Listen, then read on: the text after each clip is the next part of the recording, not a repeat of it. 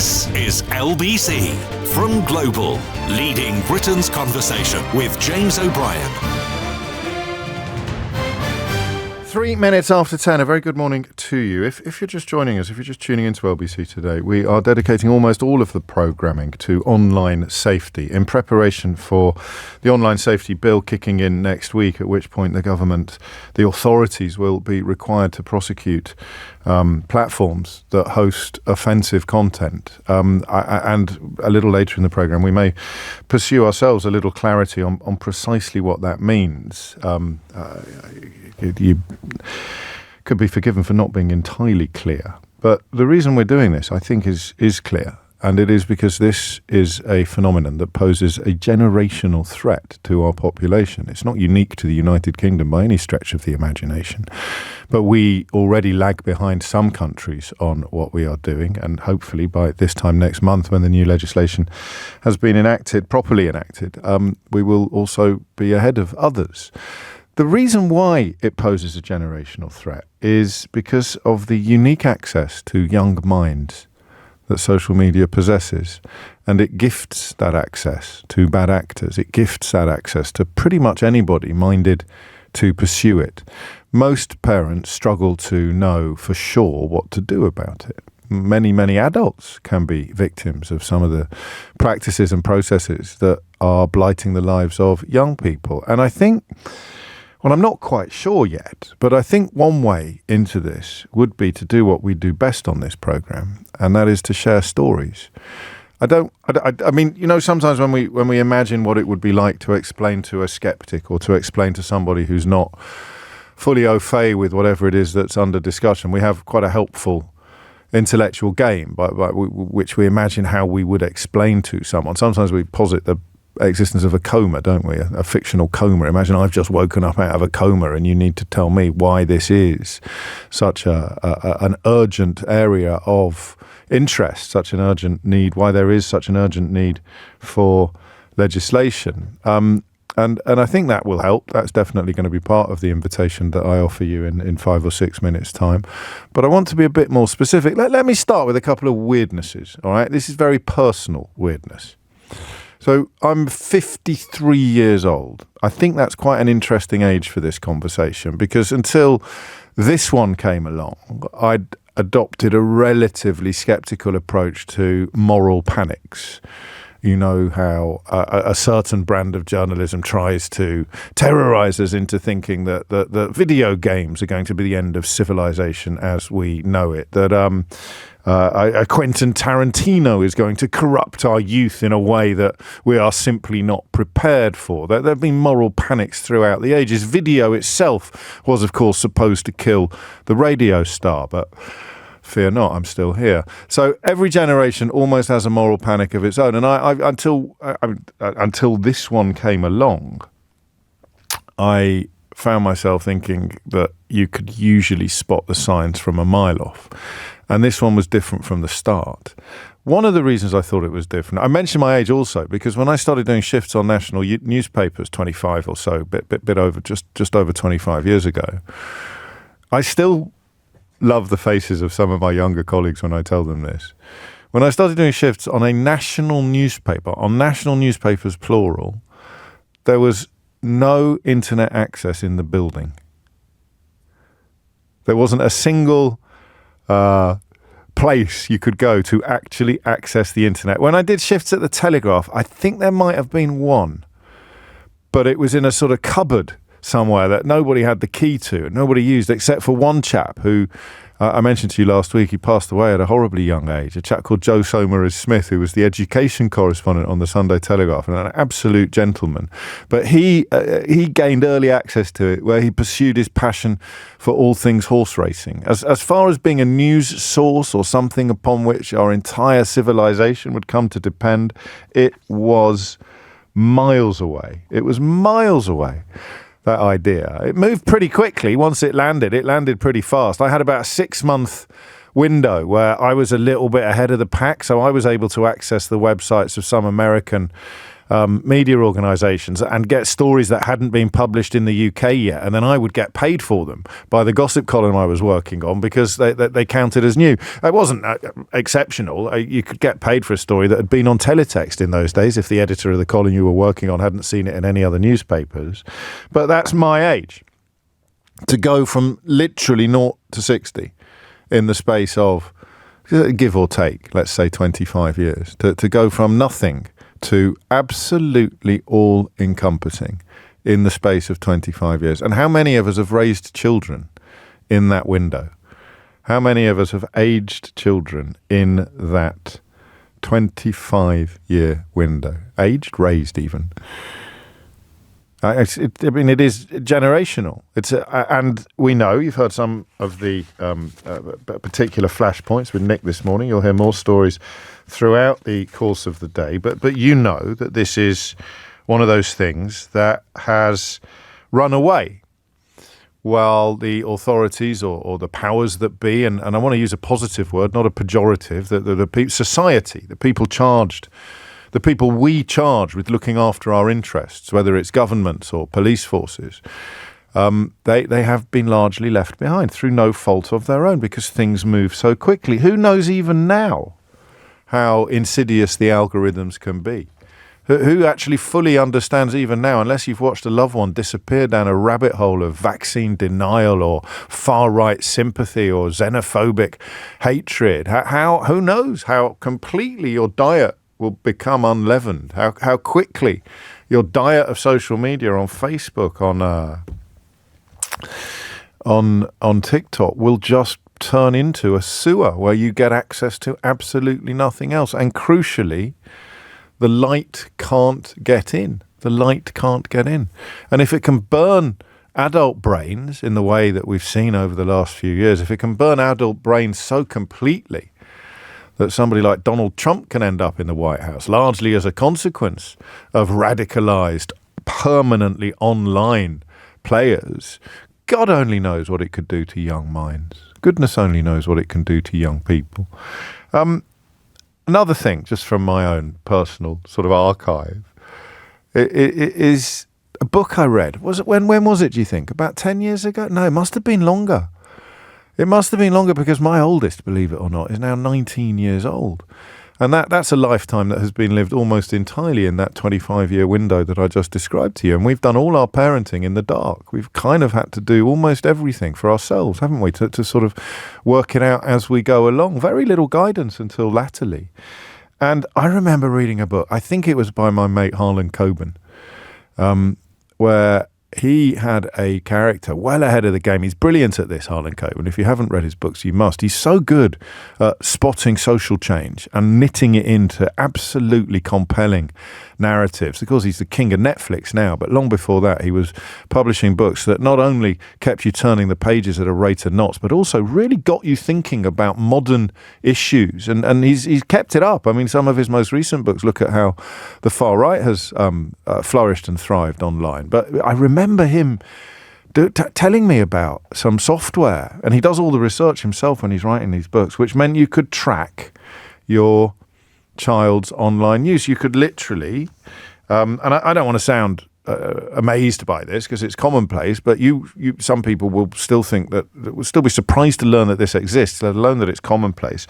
So it just meant that you could record every key press that your child was doing on a computer and then log on to the software that you'd installed on their computer without them necessarily knowing and just have a look at everything they'd done. It's more than a search history. It records literally every key press on a keyboard. And if the child doesn't know it's happening, then obviously you don't have the ability to delete it. And Harlan's plot twist or plot thrust was that the mother who'd done that probably wouldn't have been able to rescue her son from considerable peril had she not taken what I felt at the time was a fairly hefty infringement of his privacy, infringement of his personal space, if you like, online. Would you rifle through their drawers? Would you go through the contents of their sock drawer? Would you search under their bed? Would you check the little bit between the mattress and the bedstead? Would you? I don't know. Maybe you would, but that seemed to me to be a big infringement. briefly, because then, of course, the story, the news, my understanding caught up with the world around me. A keylogger, it was called, probably still is. So how best do we together today bridge that gap? Because I'm still on the happy side of this bridge, in the sense that nothing has happened to me, or mine, more pertinently. More through luck than judgment, I think. In fact, I'm almost supremely confident that it's more through luck than judgment. Neither of my girls have fallen down these cracks in the pavement of life. And you never do it unaided, do you? You're always tempted down these cracks or pushed down these cracks. So I've never quite had the engagement with it that I would have done if it was my story. So what's your story?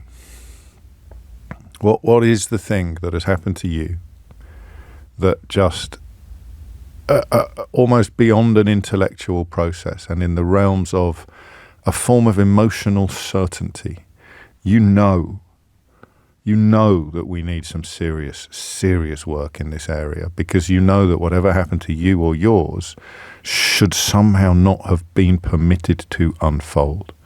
The access to your child, the access to their private thoughts, to their inner life, the 24-hour a day, 7-day a week access to their consciousness, the way in which, whether it is images of online harm, images encouraging self-harm, whether it is unbearable, hideous pornography, whatever it may be, you cannot believe, looking back, what ended up in your child's life. It could be imagery, it could be an individual, a person, a group, a gang. You cannot believe what the internet let in to your child's life. And by telling us, 0345 60 60973, I promise you one thing and one thing only. It's why we're doing this today. It's why the whole station is essentially standing to attention on this single issue. It will save lives. It will save lives at the extremities of experiences set to be avoided by knowing what to look out for, by learning from what happened to you. And it will also improve lives, countless lives. Because what is a parent, really, but a learner driver? However many kids you've had, the new threats, the new challenges pop up, and you're constantly a learner driver. If you've had children 20 years apart, the challenges they face today are a million miles away from the challenges they faced 20 years ago. So what happened? What's the story that leaves you certain and convinced that online safety is possibly the biggest social issue of our age? It's 10:16. James O'Brien on LBC. It is 10:19. You are listening to James O'Brien on LBC, where it is among the most important questions I will ever ask you. But why do you think online safety is an area that the government and the relevant platforms, businesses, entrepreneurs need to be moving much, much further, much, much faster? And speaking of the relevant platforms and entrepreneurs, I'm not going to do Idiot's Corner today. I think the subject matter is too serious, but I'm just going to read you a text. James is absolutely desperate for the internet to be regulated so he can push his left-wing rhetoric. That is why people like Elon Musk are making ludicrous claims about freedom of speech in this country. That is why people who were locked up in the summer during the Farage riots are being horribly misrepresented. People claiming that you're being locked up for memes rather than actually encouraging and inciting the sort of violence that saw hotels full of humans being set fire to. It took me a while for the penny to drop.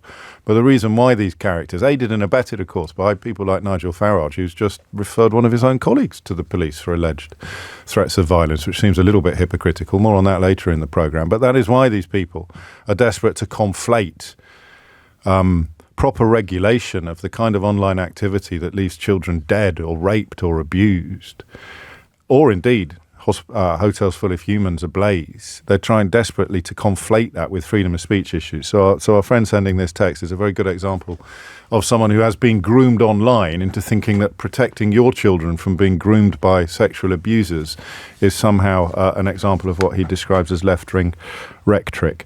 21 minutes after 10 is the time. So the question is pretty straightforward. What is it that you can tell me or can tell us that absolutely highlights beyond any reasonable doubt, beyond any question whatsoever, that regardless of what actually is coming in from the government, regardless of how fit for purpose the new rules, the new legislation will be, the need for it is absolutely crystal clear.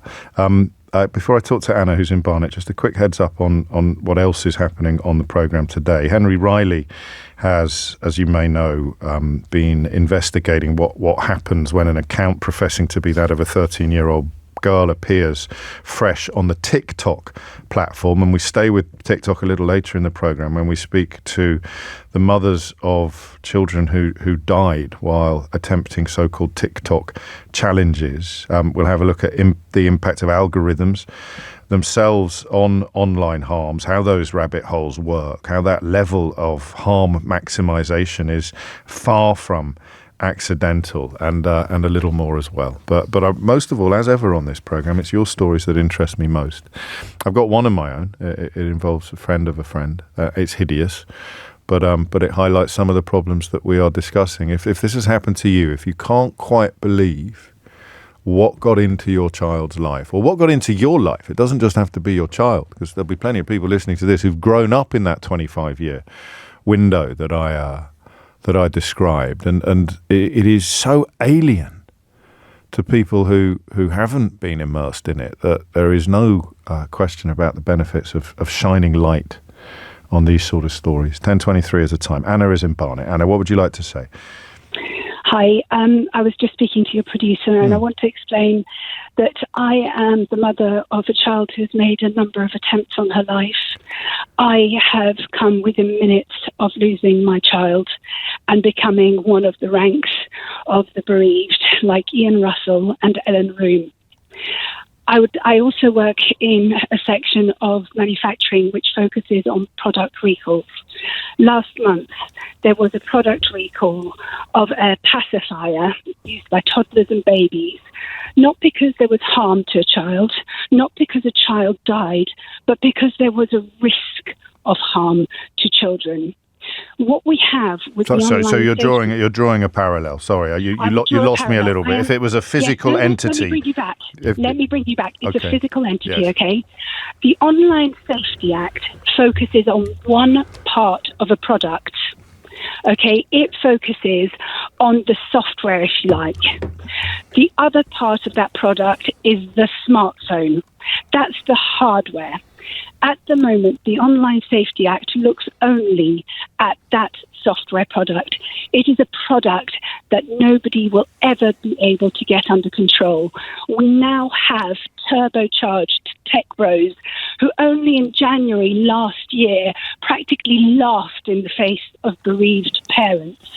Do we honestly think that any amount of regulation and fines are going to bring these guys to heel? It will not. It is a waste of time, and time is of the essence. Okay, hang on. Please hold. Please let me finish. My daughter was 14 when she tried. She tried 6 years after Ian Russell's daughter. Okay? She is still alive, but just, and I live in terror. Can you tell us what sort of content she was looking at? Can you talk us through what she accessed and how you discovered I know this is tricky for you, but I need to just steer you down a couple of paths that we're seeking to explore together, and they're very familiar paths to you, but they're alien to us. So I will have to interrupt you occasionally, Anna, I'm afraid. Could you talk us through what it was she was accessing and what you think it did to her young mind? Okay, so in 2023, she made an attempt on her life, and after that event, she showed me the images that she had seen.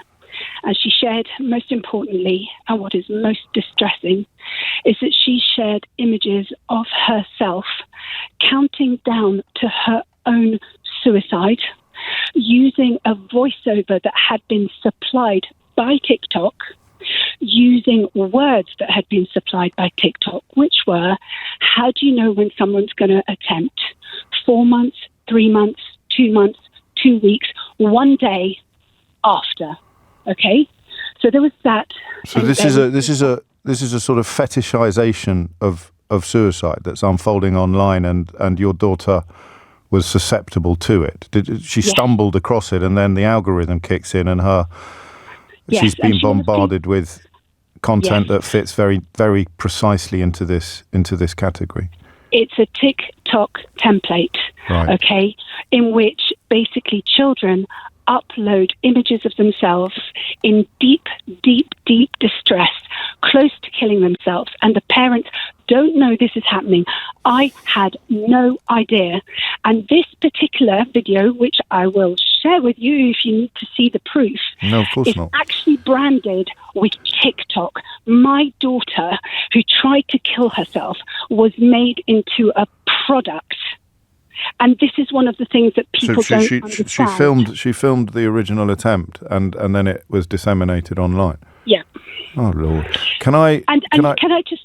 Okay. So please let me finish, because it's so important. One of us has to watch the clock, Anna, and the fact that the news is coming, and I, again, if you let me ask you questions that everybody listening will want to ask, then we'll do together between us. We'll do a better job than if either of us talk uninterrupted. When you say you had absolutely no idea, a lot of parents listening will be thinking rather, perhaps even smugly, that couldn't happen to them. I would definitely know. Tell them why they're wrong. There are so many different accounts that these children can make. You can't track it all. But you must be able to tell that their behaviour, you knew something was wrong? We knew something was wrong.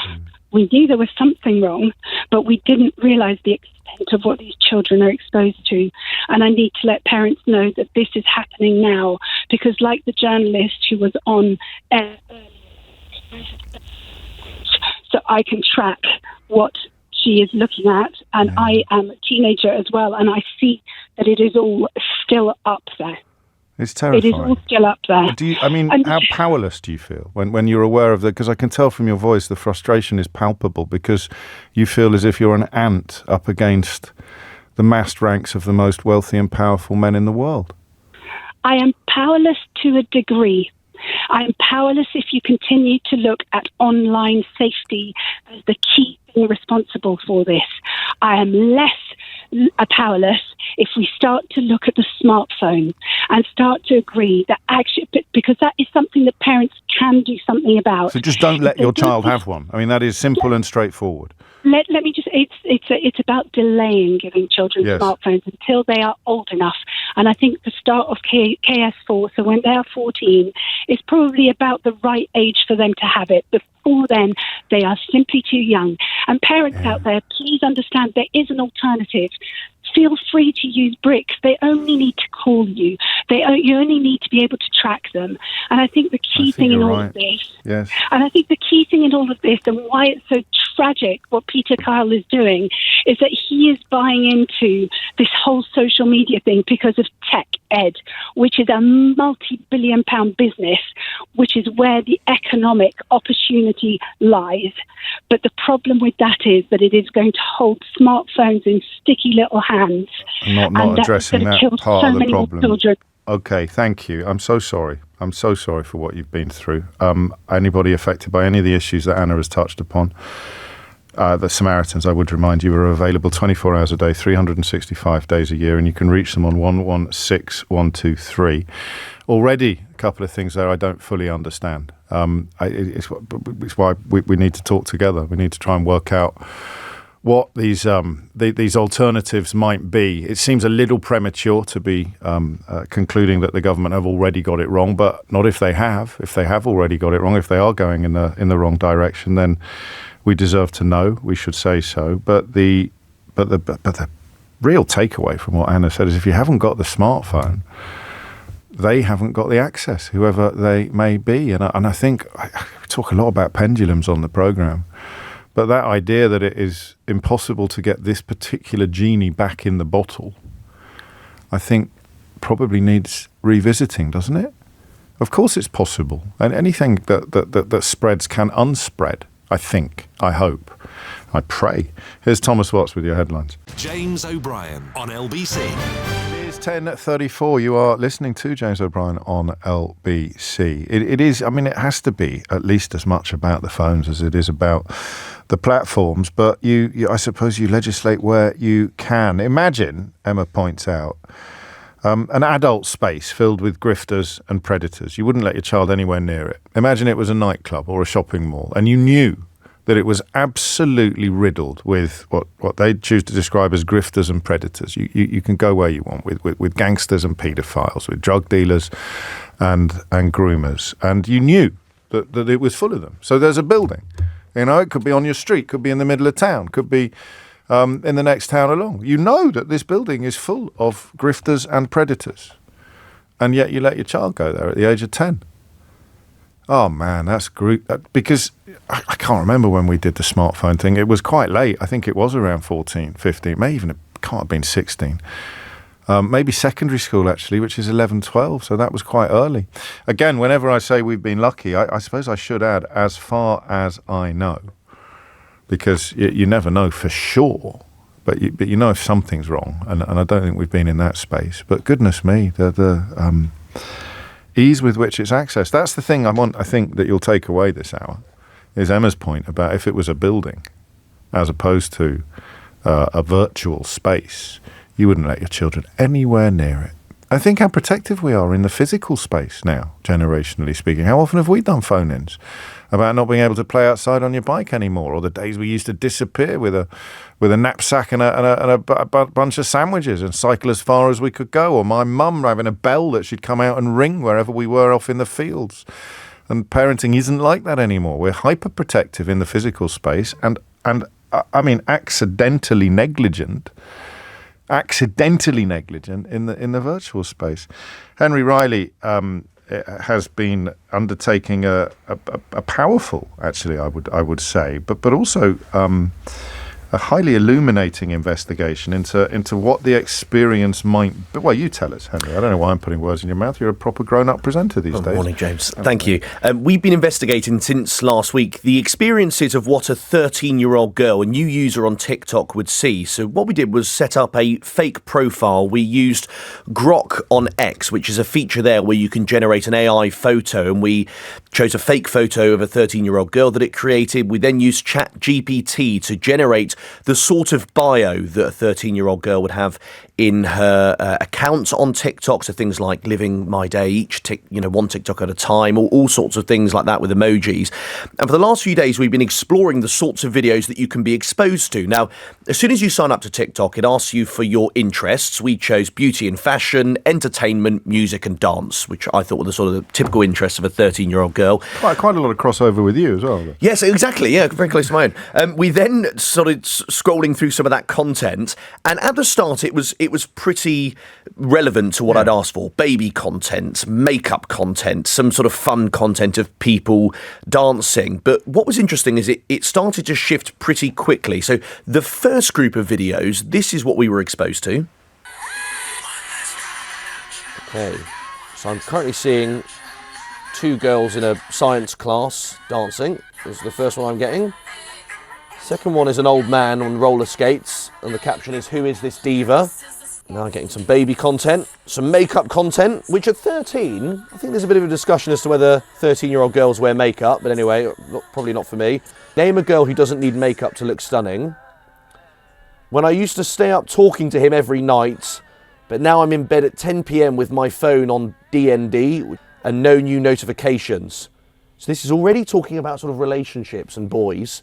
It's based on the interest that I put earlier on. I'm getting various bits of content. So you saw I had makeup earlier on. I did say I was interested in beauty, but it's linked that to relationships. I was getting some stuff about relationships and texting people, texting potential partners. Okay, I'm still scrolling. I've scrolled through about 10, 11 videos. Let's keep going. This is a man dancing, and the caption says, As a girl, what's the one hairstyle you'll never get, even if a gun was pointing towards you, which seems slightly strange. So that was all somewhat relevant, James, to what I'd asked for, though getting increasingly darker.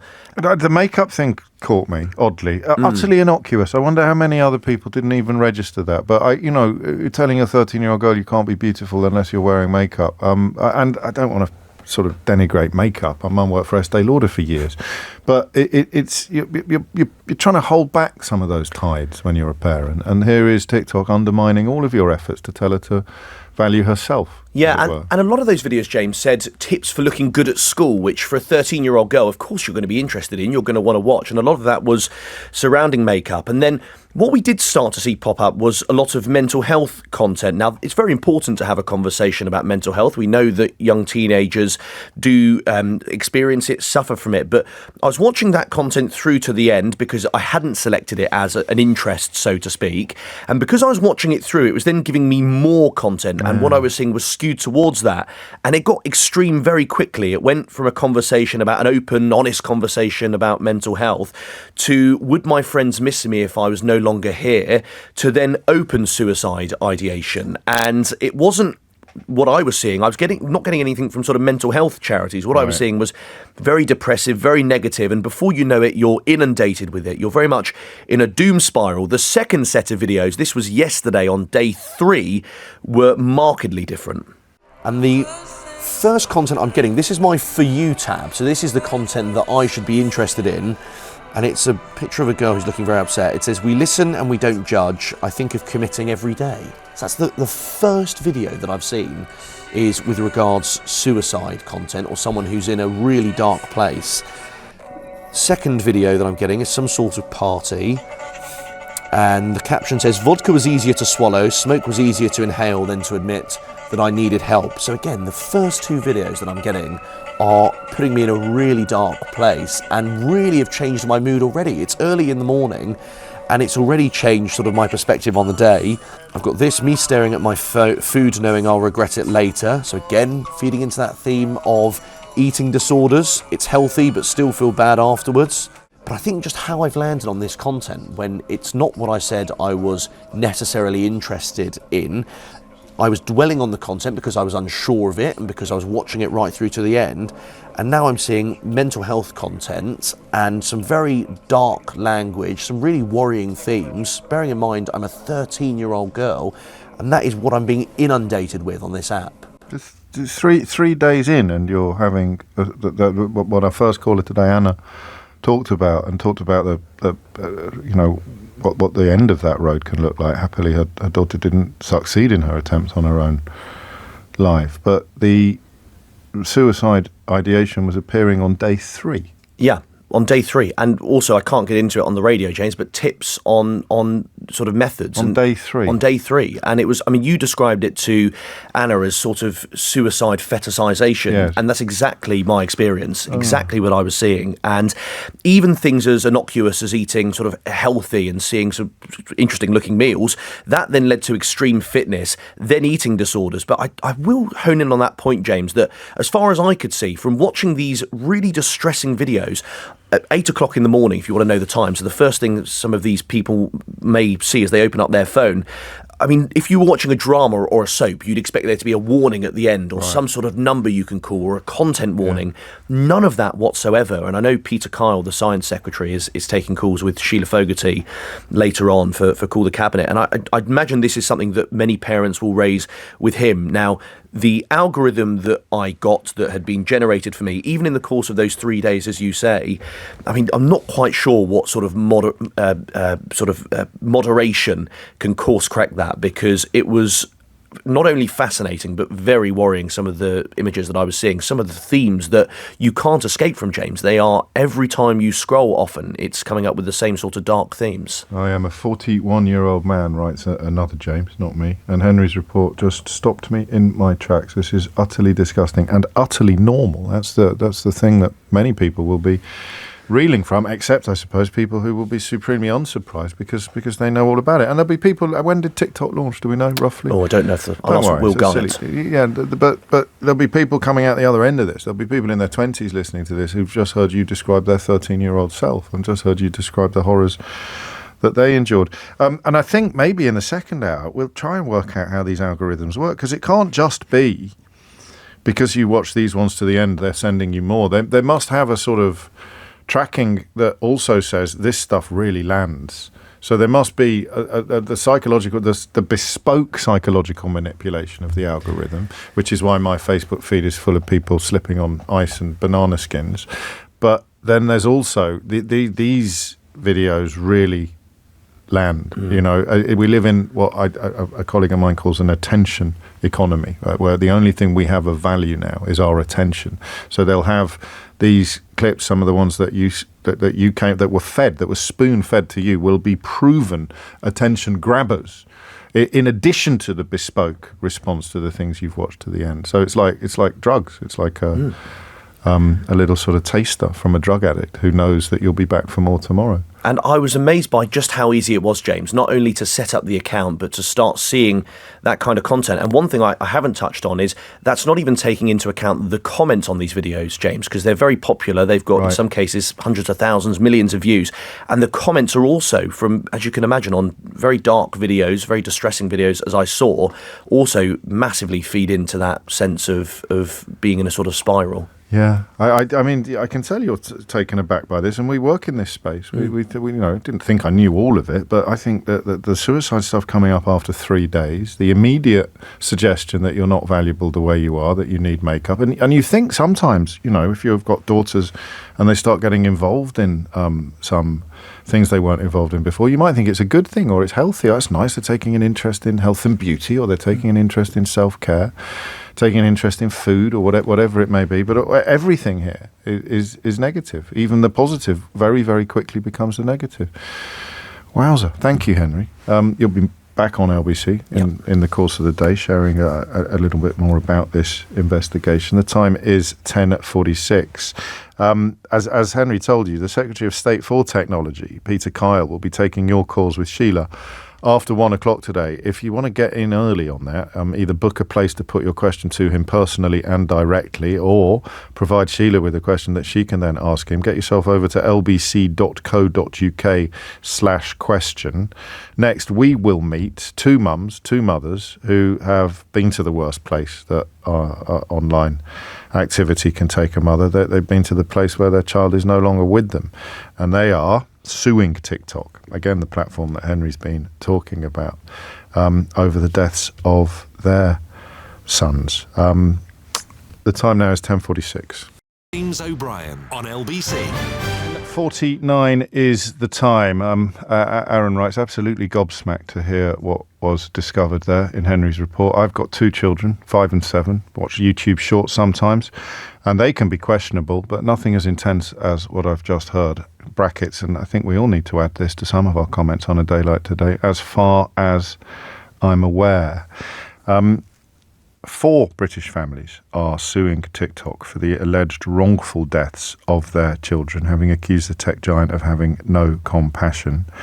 I'm joined by 2 of the mothers now, Ellen Roome, whose son Jools Sweeney died when he was 14, and Lisa Kenevan, whose boy Isaac died when he was 13. I'll begin with you, if I may, Lisa. And I mean, goodness knows how many times you've had to tell this story, but it's obviously crucial that you do. What happened to Isaac? It was a very normal day. He's just a very happy child, and unknown to us, he was filming himself doing a certain act. And this particular day, he came home from school, and he just was a normal, happy child. I can't describe it any more. But I shouted up the stairs that dinner was ready, and he didn't reply, which wasn't unusual because he was a bit of a practical joker. Sometimes he'd jump out at you or just wouldn't answer, and so it wasn't very unusual. And then he didn't answer again, so I went upstairs and then noticed the bathroom door was closed. In the end, I had to break the lock, and that's where I found Isaac unresponsive. But it wasn't deliberate. No. What he'd done. He was. We're a little bit limited on the detail that we can go into, but he was taking part in a viral trend that was very popular on TikTok in 2022. Yeah. So the police, when they found the video evidence, they didn't go further back on his phone. Right. So they were blindsided by it, really, because they didn't know where else to go. They just said, we've got this evidence, that's what's presented to you. And his inquest went down as misadventure. Right. And yet you're clear that in the absence of TikTok, Isaac would still be with us. Yeah, no doubt. He never intended to leave us. He was from a loving family. He was always telling us he loved us. He was saving up for a PC. He was telling me that he wanted to buy me an Audi R8 when he was old enough because he wanted to be rich and buy his dad a pint when he was 18. That's a bit unfair, isn't it? Yeah, I'll get the Audi R8. That's probably a proper reflection of parenting. For you, Ellen, the story is similar, I think. Very similar, yeah. All four of our children are very similar. So Jools was happy, normal. He'd been out playing. He'd been playing football with friends, been on a boat. And I came home an hour and a half after his best friend left the house and found him not breathing. And I wonder, in a way, before we get into the details of your interactions or lack thereof with TikTok, whether your stories will have more impact on people listening, perhaps even on people like me, because there's no grooming process, there's no sense that perhaps you could have been paying more attention, there's no vulnerability from the boys that led them to be susceptible to bad or malign influences. They just sound like two of the lads who were playing a game that everybody else was playing. Very much so, very much so. And I think what's so similar is, none of them presented any mental health issues. There's nothing offline, there's no bullying. And yet one day we come home and find our children not breathing, which is horrific. When did you, and I don't mind who answers this one, when did you first seek contact with the platform, with TikTok, or try to establish some sort of link between them and what happened to your sons? I mean, from the beginning, you are completely numb. You don't know what you're doing. Of course. And you're just like a nodding dog. You're just being led through the process. And no one is there to hold your hand, to guide you what you should be doing next.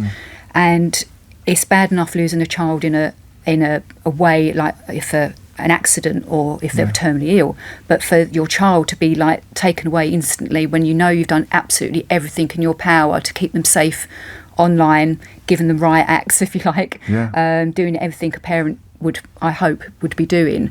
I didn't even think about seeking out to get contact with TikTok, to be honest with you.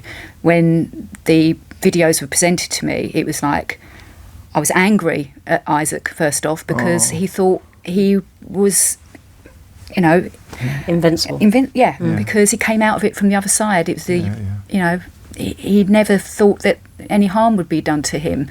So I personally didn't seek out to go for TikTok, but as time's gone on, hearing more and more stories, we've now got the strength to actually take this on, because this can't continue. There's so many children gone. I approached TikTok. Yes. They refused to give you access. As a parent, you have no legal right to access your children's data. So I had a Zoom meeting with TikTok, and then they said, well, under data privacy, they're not sure what details they'll have. The police contacted them again after the inquest I had heard about Archie Battersby, Holly's the other mum in the lawsuit, and Archie had done the same thing as Jools 6 days before, and it was all over the news, and I couldn't bring myself to watch it. You're barely functioning. You're just existing. And but I did reach out to TikTok in March last year, and they refused to give me any details. I know you've been campaigning in that space specifically as well for I mean, it sounds so unfeasible that you wouldn't be allowed to access the social media accounts of children when they die, but the data you're not allowed. Is denied. No, they have the legal right at the age of 13 to their data themselves, which as a parent you're responsible for that child still. And I want to know what he was watching and who is messaging him and what he's seen. And as a parent, you have no legal rights, which is where I've been campaigning for my Jools Law campaign, that parents should have the right to that. We can help you with that a bit more, I think, moving forward. What is the case hoping to achieve? I mean, the actual lawsuit, what would success look like? Well, straight away, it's accountability. because they're brushing us off with the corporate statements that they give, that they don't promote harmful content, suicidal acts, challenges. Could you believe, I mean, this is the bit, right? There's two types of parents. I've got teenagers.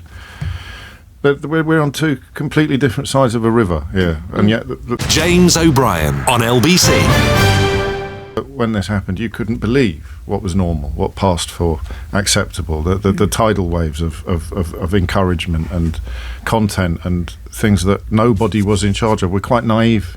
I'm a bit older than you, but I'm going to loosely say our generation. We just presume there's somebody there keeping guard, watching the gate. But what we now know, like you're finding out today, is it's horrifically hideous. And I was very much naive to it. I thought they were just silly dances, silly challenges, ice bucket challenge, which everybody was doing, and I thought they were fun. Silly dances. And we did a lot of the challenges, like as in standing on your hand, putting a T-shirt on upside down when you're on your hands. Yeah. Fun. I just thought they were silly kid challenges.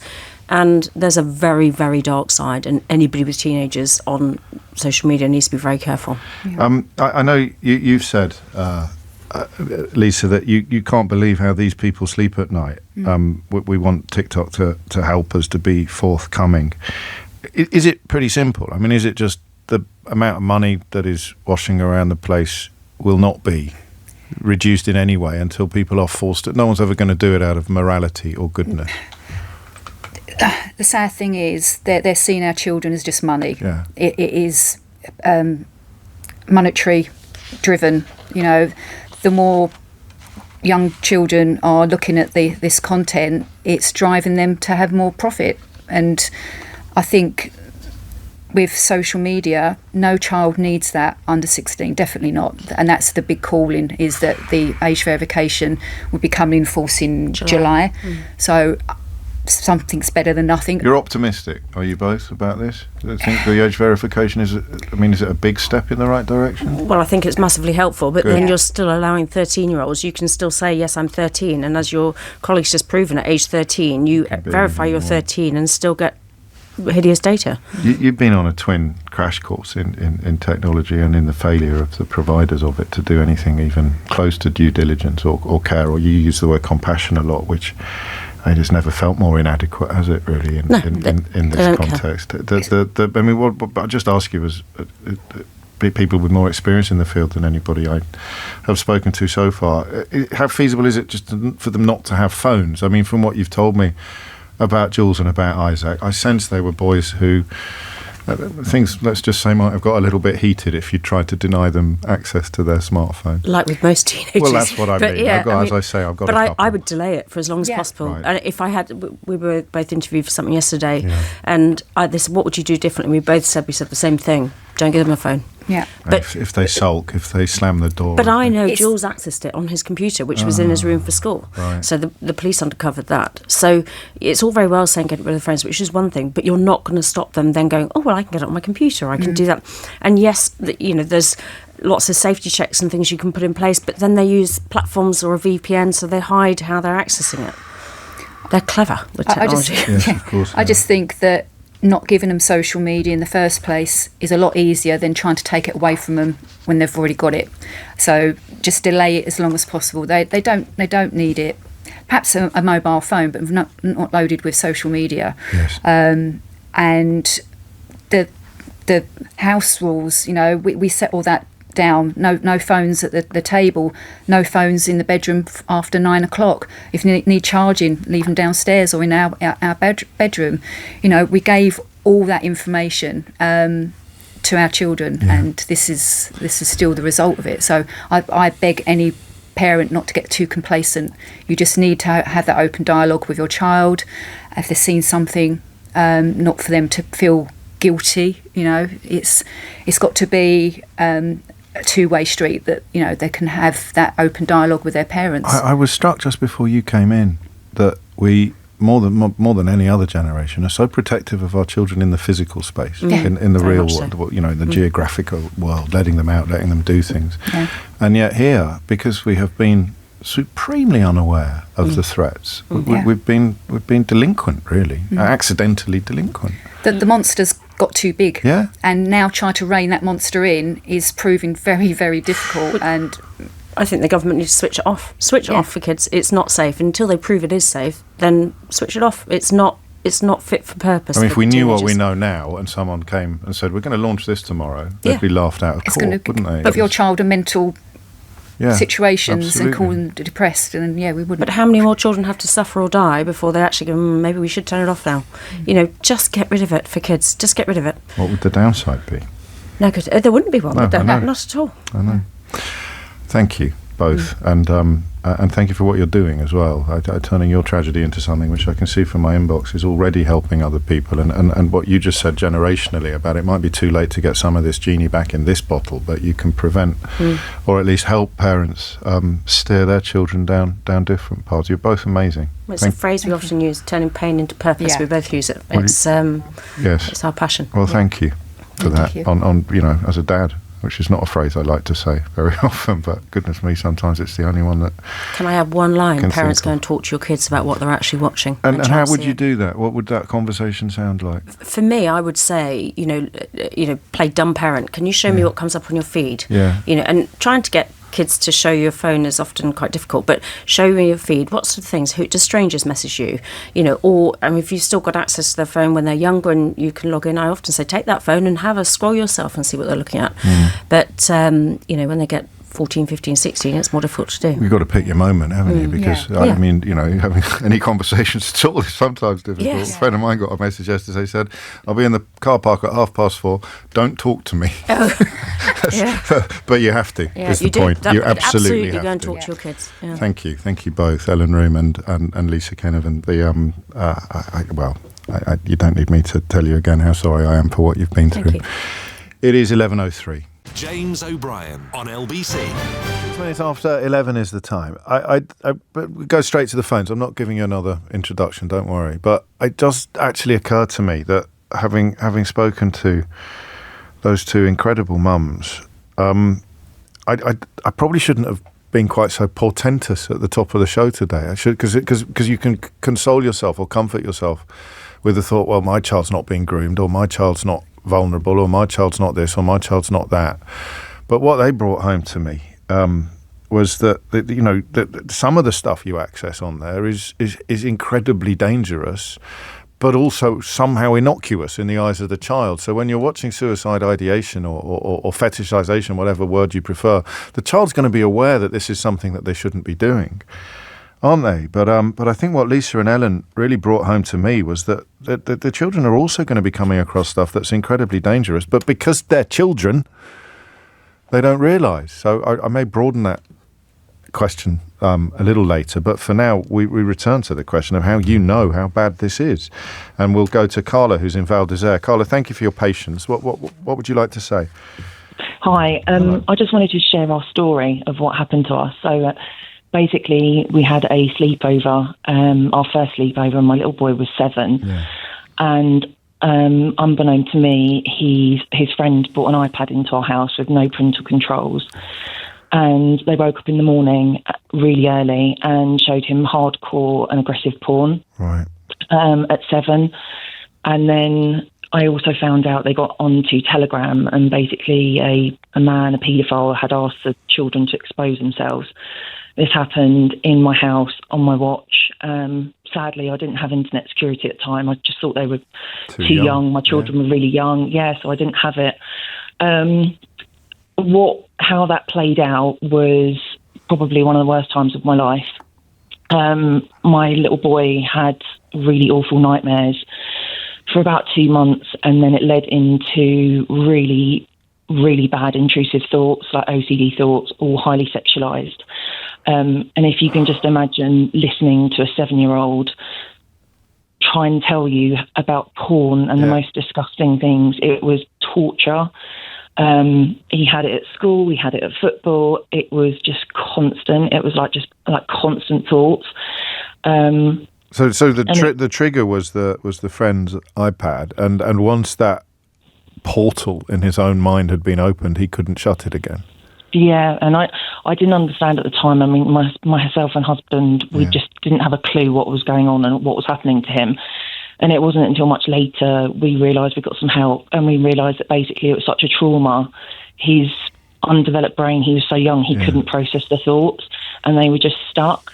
And it could have been anything. It was porn, but he could have been shown anything that would trauma him. There's so much, obviously, on the internet. Did you talk to the parents of the boy that had brought it into your house at all? I did, yes. How did that go? Not well. She blamed me for not having internet security. Right. She denied it and wouldn't accept it, but there's no other way that my little boy would have had access to it. No. And how is he doing now? He's in a really good place. Yeah, long term, obviously, I don't know how that's going to impact him, once you go through puberty and start relationships. But it's not, when you think about your child seeing something, it's not they've seen something, it's unravelling all of what they've seen and picking apart that he thinks that's what's normal and he thinks that's what, sex is. And like we'd never obviously had the opportunity to talk about, what a relationship is and what a sexual relationship is. You've been plunged into not even the deep end, a pool that you didn't even think you needed to know existed from the age of 7. And I will. The honesty is, I'll never know what he's seen. He's explained things, but I'll never know actually what those memories are sort of in his mind. But since then, so we did a lot of work, and I think because he's become very used to talking about really adult subjects, we've had a lot happen. So they don't have devices. I'm a huge fan of smartphone-free childhood. Yes, I'm hearing a lot about that. In all of this. Yes, they're amazing. I mean, it was like a eureka moment when that came out. How do they help? Well, just I know about the petition, and obviously there's a clue in the name what they do. But what do they help you do? Access technology that doesn't have the apps on it, or? Well, so you find people that actually feel the same about you. Yeah. So I felt so alone in all of this. I was thinking, I don't want my child to have a phone, but, it's coming. They're the age that they're going to get a phone. And then all of a sudden you meet all of these people that sign the parent pact, and you can see all the people in your class. Like I've signed them for all 3 of my boys. Okay. And you find your people and you realise actually you're not alone, and there's lots of people that don't want to have phones, and it just gives you another option. Every family does everything different, and it's not to say that that's the right or the wrong way, but I think just delaying social media, delaying the smartphone, it's not radical. People think it's really radical. It's just saying that, you've got hold me it there. back. Yeah, you've got me there. These glib throwaway lines like, oh, you can't get the genie back in the bottle, which I've caught myself saying a few times over the last couple of years. Of course you can. Yeah, of course you can. I mean, these are our children and the next generation of children coming through. Yeah. People that say, oh, you're unlucky, the horse has bolted. Well, isn't it worth having a try? And saying, that's there's true all these as well. People calling in saying about their children and obviously all the sad stories of what's happened to their families. Like, people need to listen to those. Like, these are really real issues. And I was just going to say, since then, between the ages of 8 and 10, so he doesn't have a phone, but friends obviously in his classes started getting smartphones.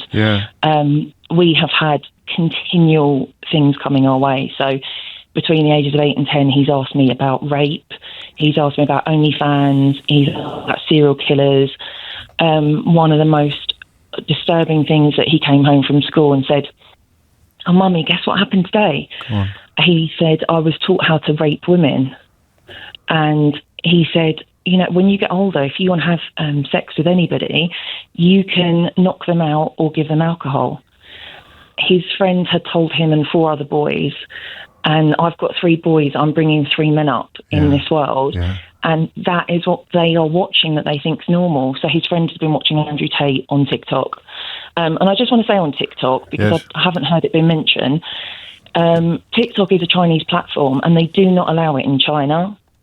So why are we allowing this platform in the UK for all of these horror stories? And I get this constantly at school. I mean, continue issues. Yeah, we focus on Russia rightly and the political manipulations that they've undertaken of people in the West as a consequence of social media saturation. But you're absolutely right. China is just as much dedicated to the notion of instability or fostering unhappiness here as Russia is, and TikTok is absolutely Chinese owned. And you mentioned Andrew Tate, of course, described by some people in the political space as an important voice for the emasculated, or giving boys a bit of confidence at school, is how Nigel Farage describes him. And he's the bloke, of course, who's at the forefront of claiming that a lot of this regulation is actually an affront to freedom of speech. It's funny where the dots join, isn't it, when you pay attention for long enough? But let me steer you back, if I may, to the moment where you knew something was wrong with your boy before you knew what it was. What sort of behaviours should people perhaps be looking out for? Yeah, I did want to say, actually, while I've got this opportunity, so he luckily enough, he came to me. He didn't come to me at first, No. but he came over to me and said, I was in the middle of crazy dinner with the little ones running around, and he said, I've got to tell you something. And I was cooking, and I said, yeah, of course. And he said, you promise you're not going to tell anyone, but on the sleepover, he showed me naked people, and I stopped what I was doing. I just knew immediately. Yeah. But I do want to say, if anybody has young families, don't think that your children are too young to be accessing some of these things, because that is what I did. I thought, I've got to sort out internet security, but I'll go to this school talks and in the future, and I didn't, and I'll have to live with that forever. But be upfront about play dates. Do say to other parents, what's your take on iPads on play dates? And if you don't want it at your house, don't be worried to say that you sound over the top. This is just one of our rules, my house, my rules. Yeah. Turn off the Wi-Fi, maybe. Well, you've still got data. Yeah. And also, this is me being an idiot, actually, because it's all about having formal, clear things in place rather than sort of hacks and clever clogs little ideas. This is why we need legislation rather than just parental responsibility or whatever they would call it. Absolutely nothing you could have done about that. Absolutely nothing. No. I don't answer this if you don't want to, but do you worry for the boy whose mother was adamant that this was not her fault? I mean, do you know what happened to him? Yeah, I'm worried for a lot of children, actually, that are sharing these things, because I really think, no parent is going to say, let's sit down and choose a film about rape and serial killers to an 8 or 9-year-old. But we are giving our children smartphones that have all of that access, and people aren't aware of what their children are watching. No parent would let their child watch something like that. And yet they're not even aware of what they should be doing to stop it from happening independently. Carla, that was so powerful. Thank you. We have obviously approached TikTok following that last interview that we did with Ellen and Lisa about their sons and the legal action they're taking against the platform. We are yet to receive a response from them, and they don't need to respond. There's no requirement upon them to respond, and if they choose to do so, we have no control whatsoever over what that response would be. It's not like an interview where you can demand that they answer the question again, or you can point out the flaws or the inconsistencies in what it is that they're saying. I'll steer you back to Emma's point about an adult space filled with grifters and predators. Now add into that what Carla has told us, an adult space where there are enormous screens in every room showing stuff that you wouldn't watch as an adult, but which your 7-year-old can stumble across because of a friend on a play date, or even because of unfettered internet access in whatever. So you would not let your 7-year-old or your 17-year-old anywhere near that building. And yet they're already in it, in the virtual space. James O'Brien on LBC. 11. You're listening to James O'Brien on LBC. I'm really struck by the contrast, if you like, between the two separate strands that we've explored today. There's the one about which we think we knew, which is, although we probably didn't fully appreciate the extent of it, which is the ease of access that our children have to things that are chilling and hideous and foul and profoundly dangerous, crucially. But then there's the ease of access to the stuff that doesn't immediately present itself as hazardous. I think, listening earlier to Ellen talking about her boy and how they'd undertaken all the fun TikTok challenges, like the ice, the one where you poured ice over each other's heads, the ice bucket challenge. Thank you, Keith. And how a 14-year-old boy could easily then move into some of the challenges that have killed kids. Partly because you've already created a context of normality. oh, this is something, this is a platform. When I click on that icon, I go to a place where we have found challenges that I do with my mum. And now I'm doing them with my mates. And yet they're deadly.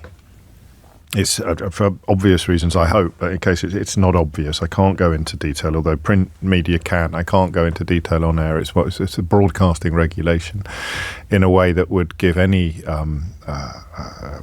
indication of how these deaths occurred because of Ofcom rules, quite rightly.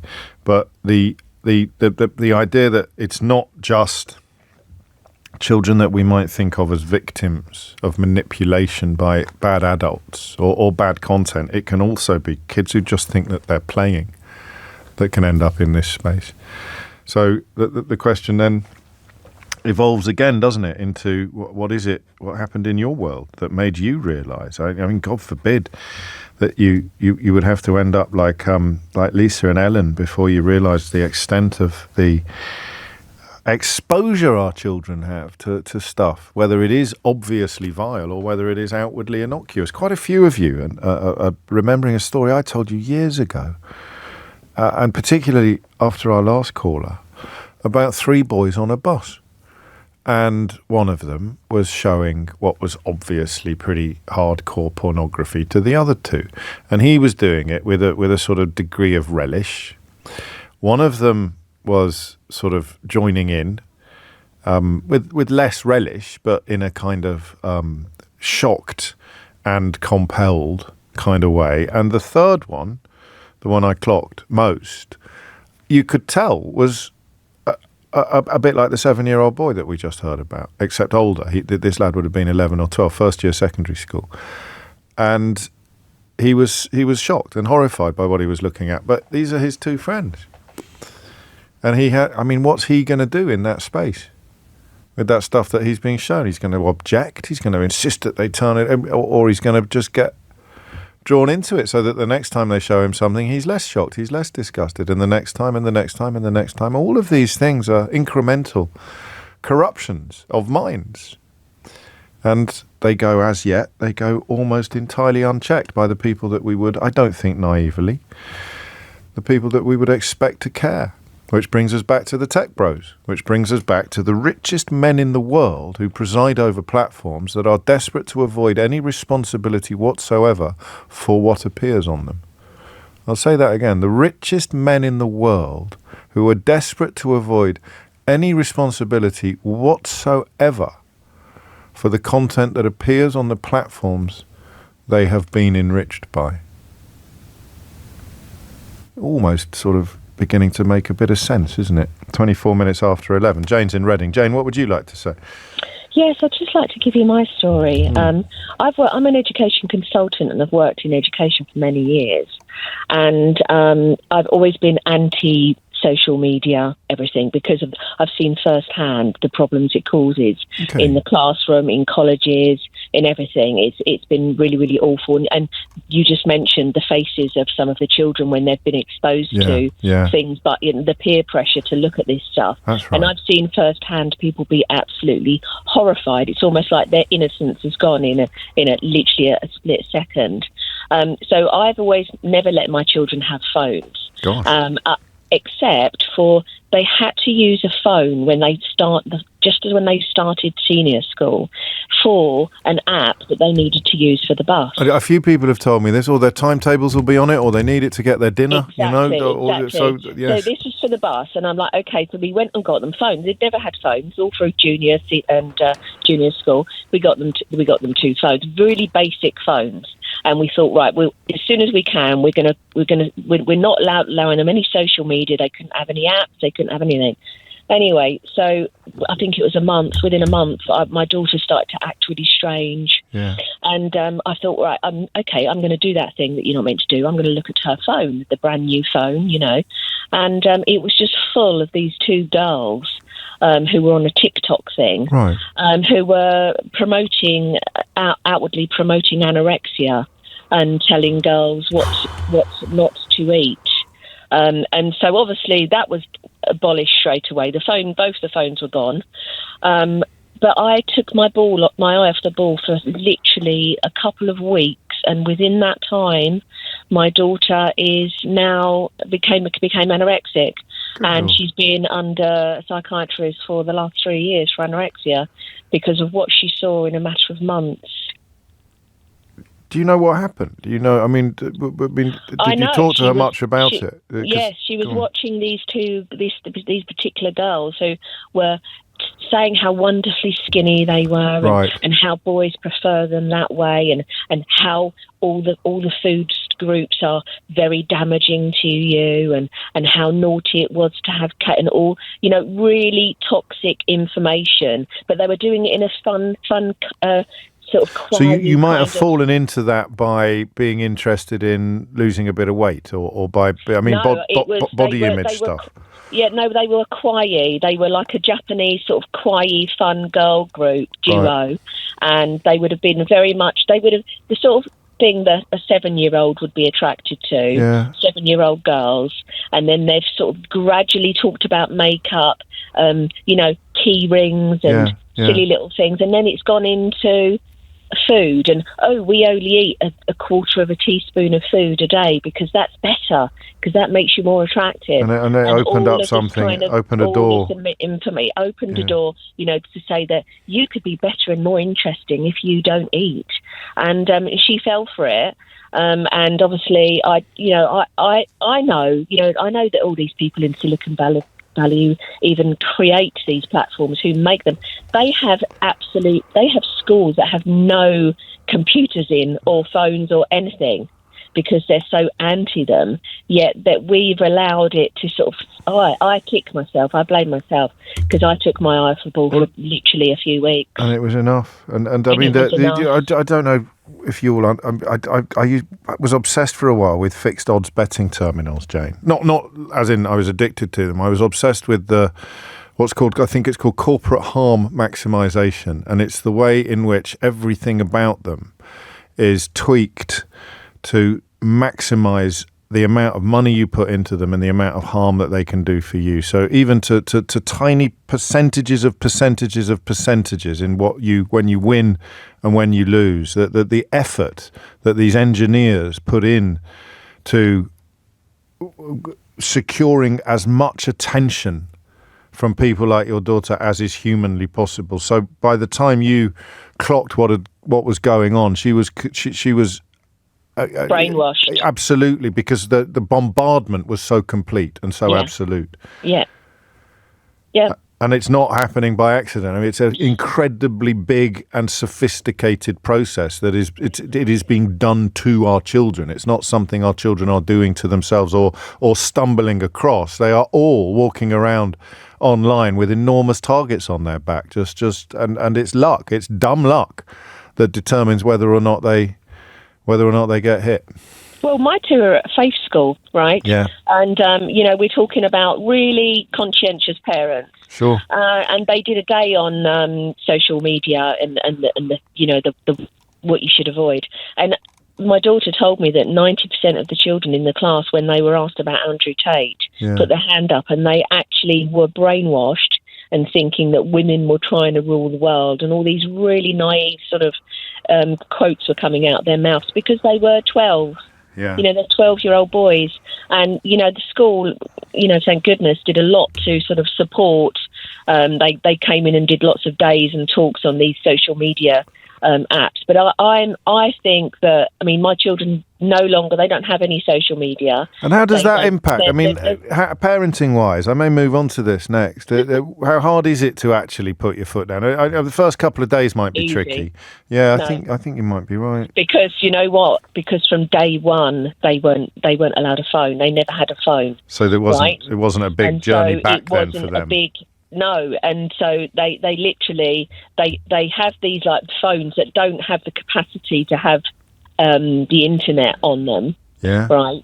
And they go to school and they say, well, we've got to do our homework and it's all online, and I'm like, fine, go to the library. They became librarians because having worked in education for many, many years, some of the stories I could tell you would literally horrify you.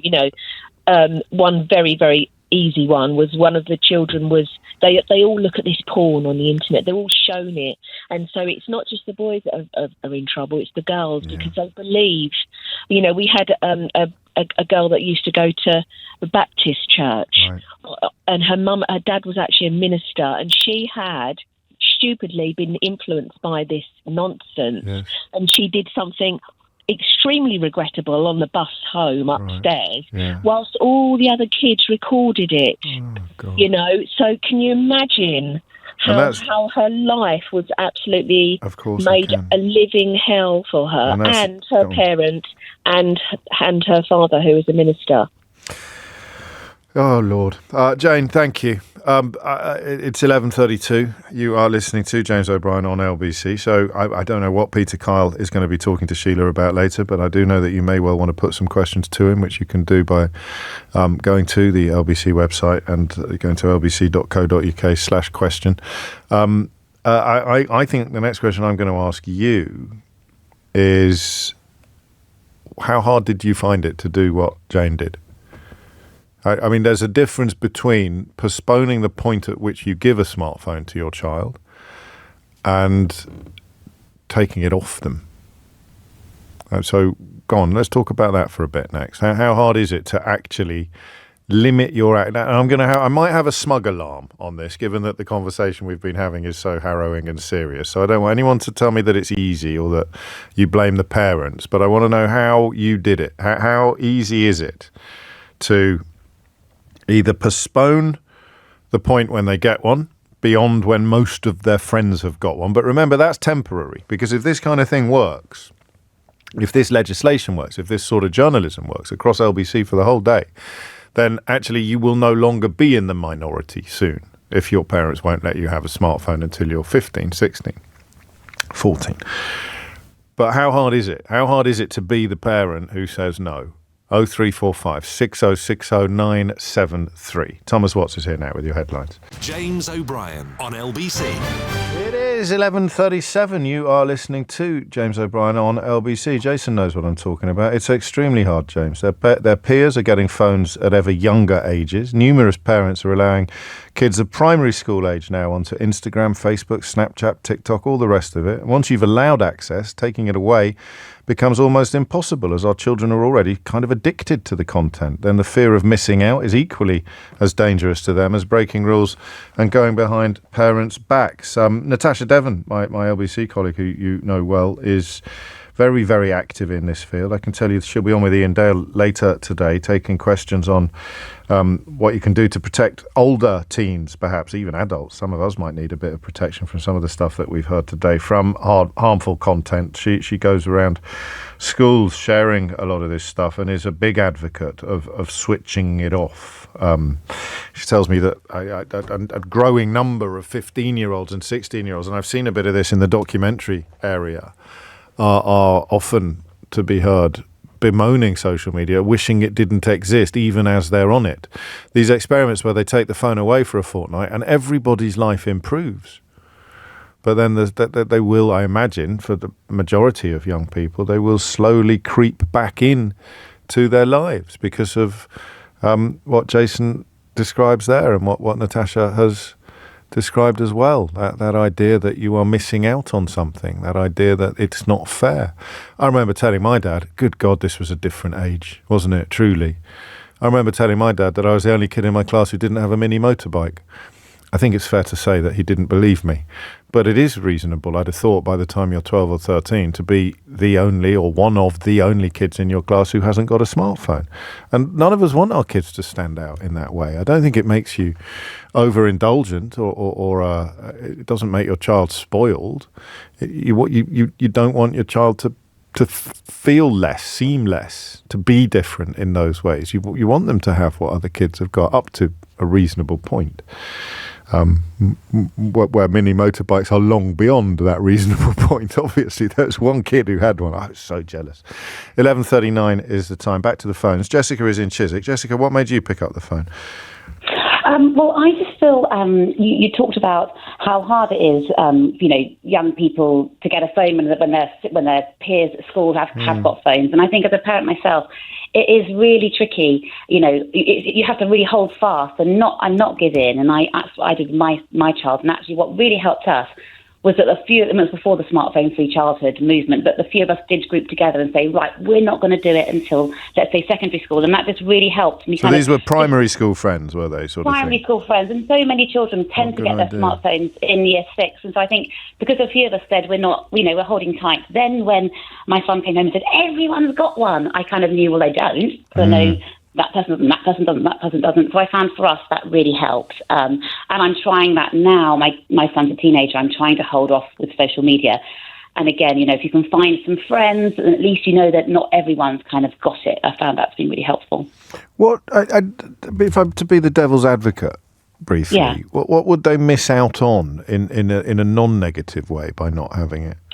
Well, this is the thing. I think you have to balance the risks and the benefits. And I think with social media, of course, there's kind of connections and community, and especially, well, I'm in London, so it's slightly different. But I can imagine, you know, if you've got a child, they're trying to find their community. Often the place they're going to find their community is going through social media. So I think it's just really balancing that. And kind of, you know, as the children get older, they tend to talk to us on Snapchat rather than WhatsApp, and they get to an age where everything switches. So it's just being aware of that and knowing, you know, balancing it and always keeping it in balance, but just being aware of the dangers of being online.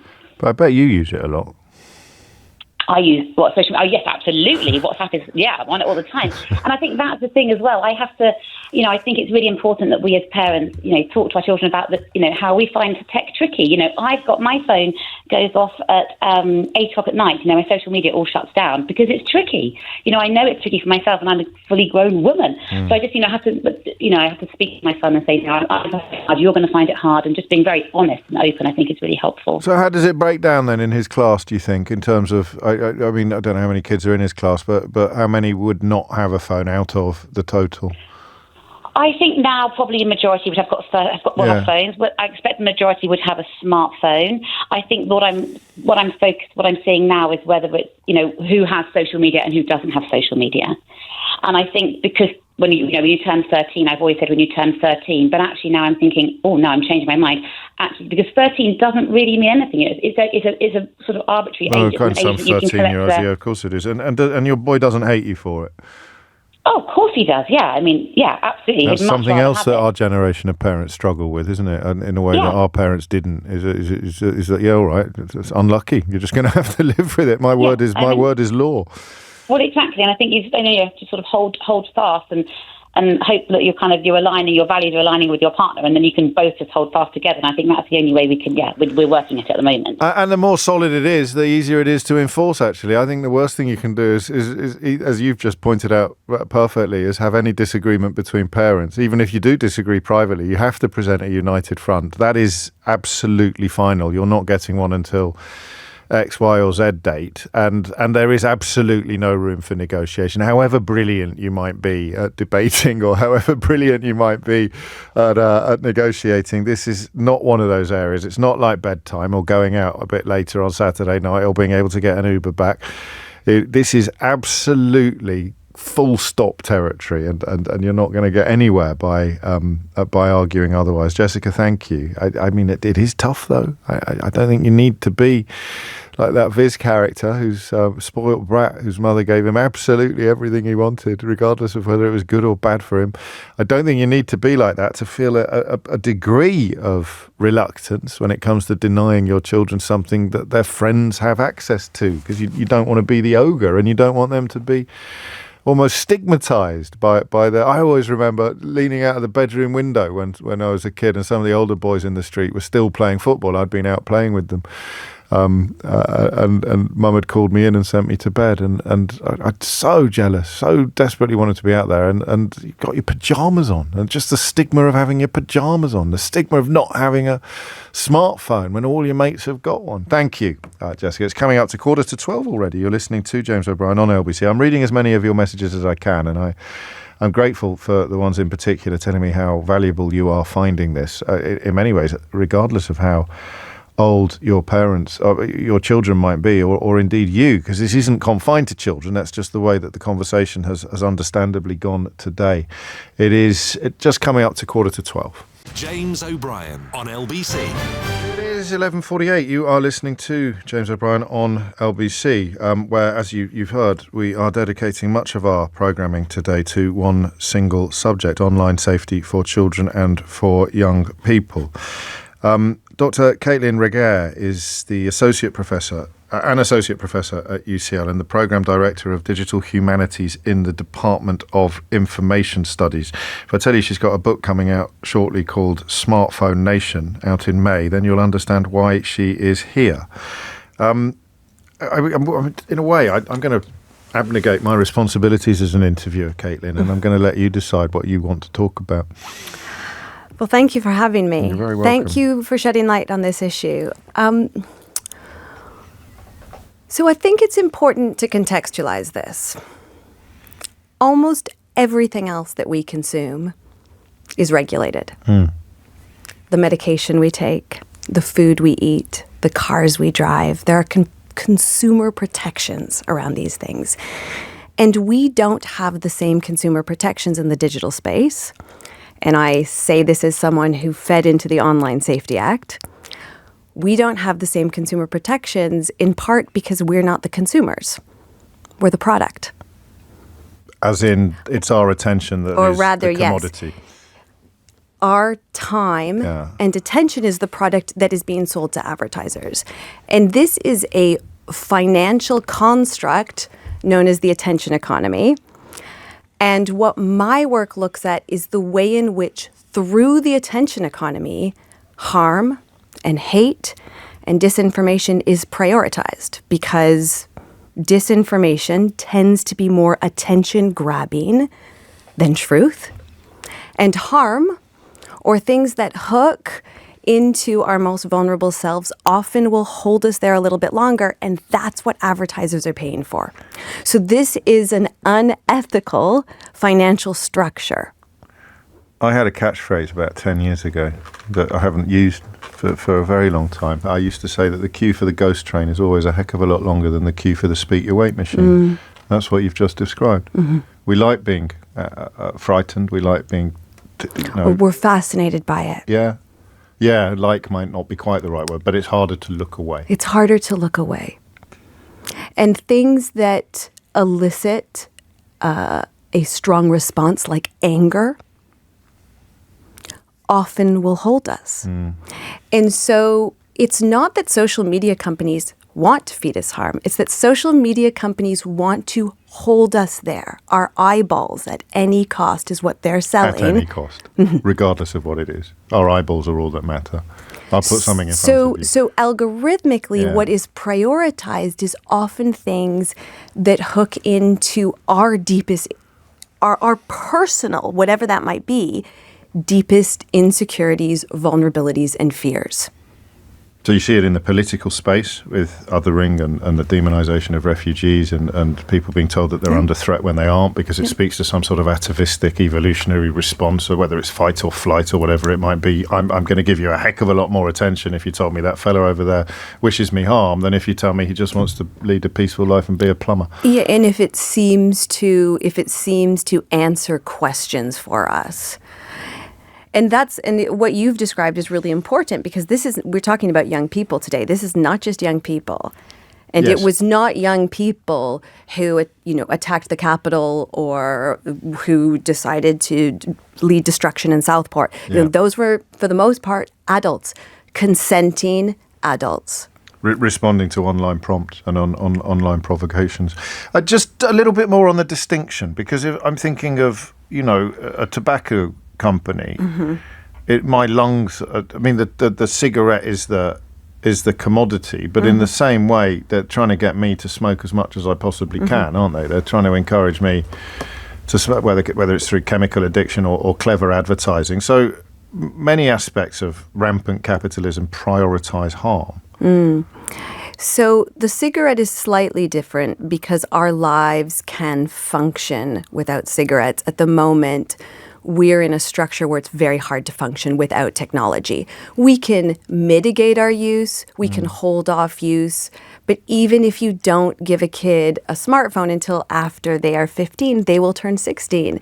And we need to give them the tools to navigate that space accordingly. So we can talk about mitigation, but we need to inform ourselves about these processes. At the moment, most of the information being given to kids on really great sites like Internet Matters say talk to an adult. And that's very well and good if the adult has the information to have the conversation. Which is unlikely. So it's going to be a tiny proportion of kids that are even ending up on websites like that. And then an even tinier proportion who've got access to an adult who knows what they're talking about. That's correct. It is one of those subjects where, in the process of trying to shed light on things, it gets bigger and bigger. The darkness gets bigger and bigger and bigger. The areas where understanding is low. And of course, ultimately, none of these companies are going to do anything about it unless they are compelled to in the strictest and strongest of terms. Is even that feasible? I mean, is there hefty legislation that could actually begin to reverse this tide? Yes, because policy follows the public will.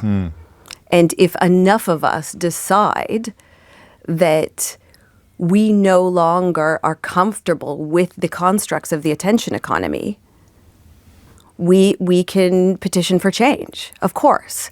So and yet the place where you would be able to conjure up that level of public support is going to be largely in this stage of society. It's going to be on precisely the platforms that we're trying to encourage people to adopt a more negative approach to. So you raise a very good point, because of course a lot of the legislators and politicians that we're depending on build their own careers on these platforms.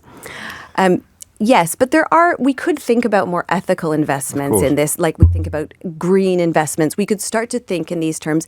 There's also things you can do within your own family, and you can start take control. A lot of people listening will be very keen to hear what you have to say about this. So one of the exercises that I tend to recommend is something that researchers call a walkthrough method, where you open up your most frequently used application with a partner and you scroll through a period of usage.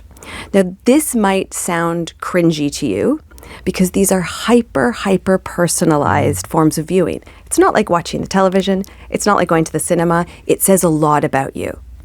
But if your partner says to you, you're getting a lot of adverts for nose jobs, you might want to think if that's the best thing for you. And once you make a decision about what you do want to be consuming, you can actually start to game your algorithm. And you can do this with all members of the family. You can sit down, open up your social media apps, move away from this idea that this is a siloed, individualistic problem. It's not. This is all of our problem. This is a shared community issue. And we can start to game our algorithm. So we can actively search for things we want to see more of and quickly move past things. Do not comment on it. Do not linger on it. Things that you don't. Stop following, do a spring clean, get rid of apps. Start to decide what you want the technology for so that you start taking more out of the good out of it, and you move into the role of an active participant instead of a passive product. And then with a child, I mean, once you've got over the original hump of persuading them to share with you what it is that they're doing, some of the feelings that will engender, the stuff that they're embarrassed for you to see will be a fairly good indicator of the stuff that is probably not doing them any good at all. Yeah, and the things that you maybe need to have discussions around. We haven't touched on pornography today. That, of course, is another huge topic. Self-harm, huge issue, particularly for young women. And so we've heard stories today from our callers about both of those things. And these exactly how they are gateways to much worse behaviours. Yeah. So we need to be having those conversations as a family and also as a community. The Online Safety Act kicks in a week. Any cause for optimism at all? So we will see once it is implemented. Yes. I am worried that it has not gone far enough. And I think ultimately the problem with the Online Safety Act is it's still a cleanup job after the fact. It's like cleaning up a spill after someone has fallen and hurt themselves. Yeah.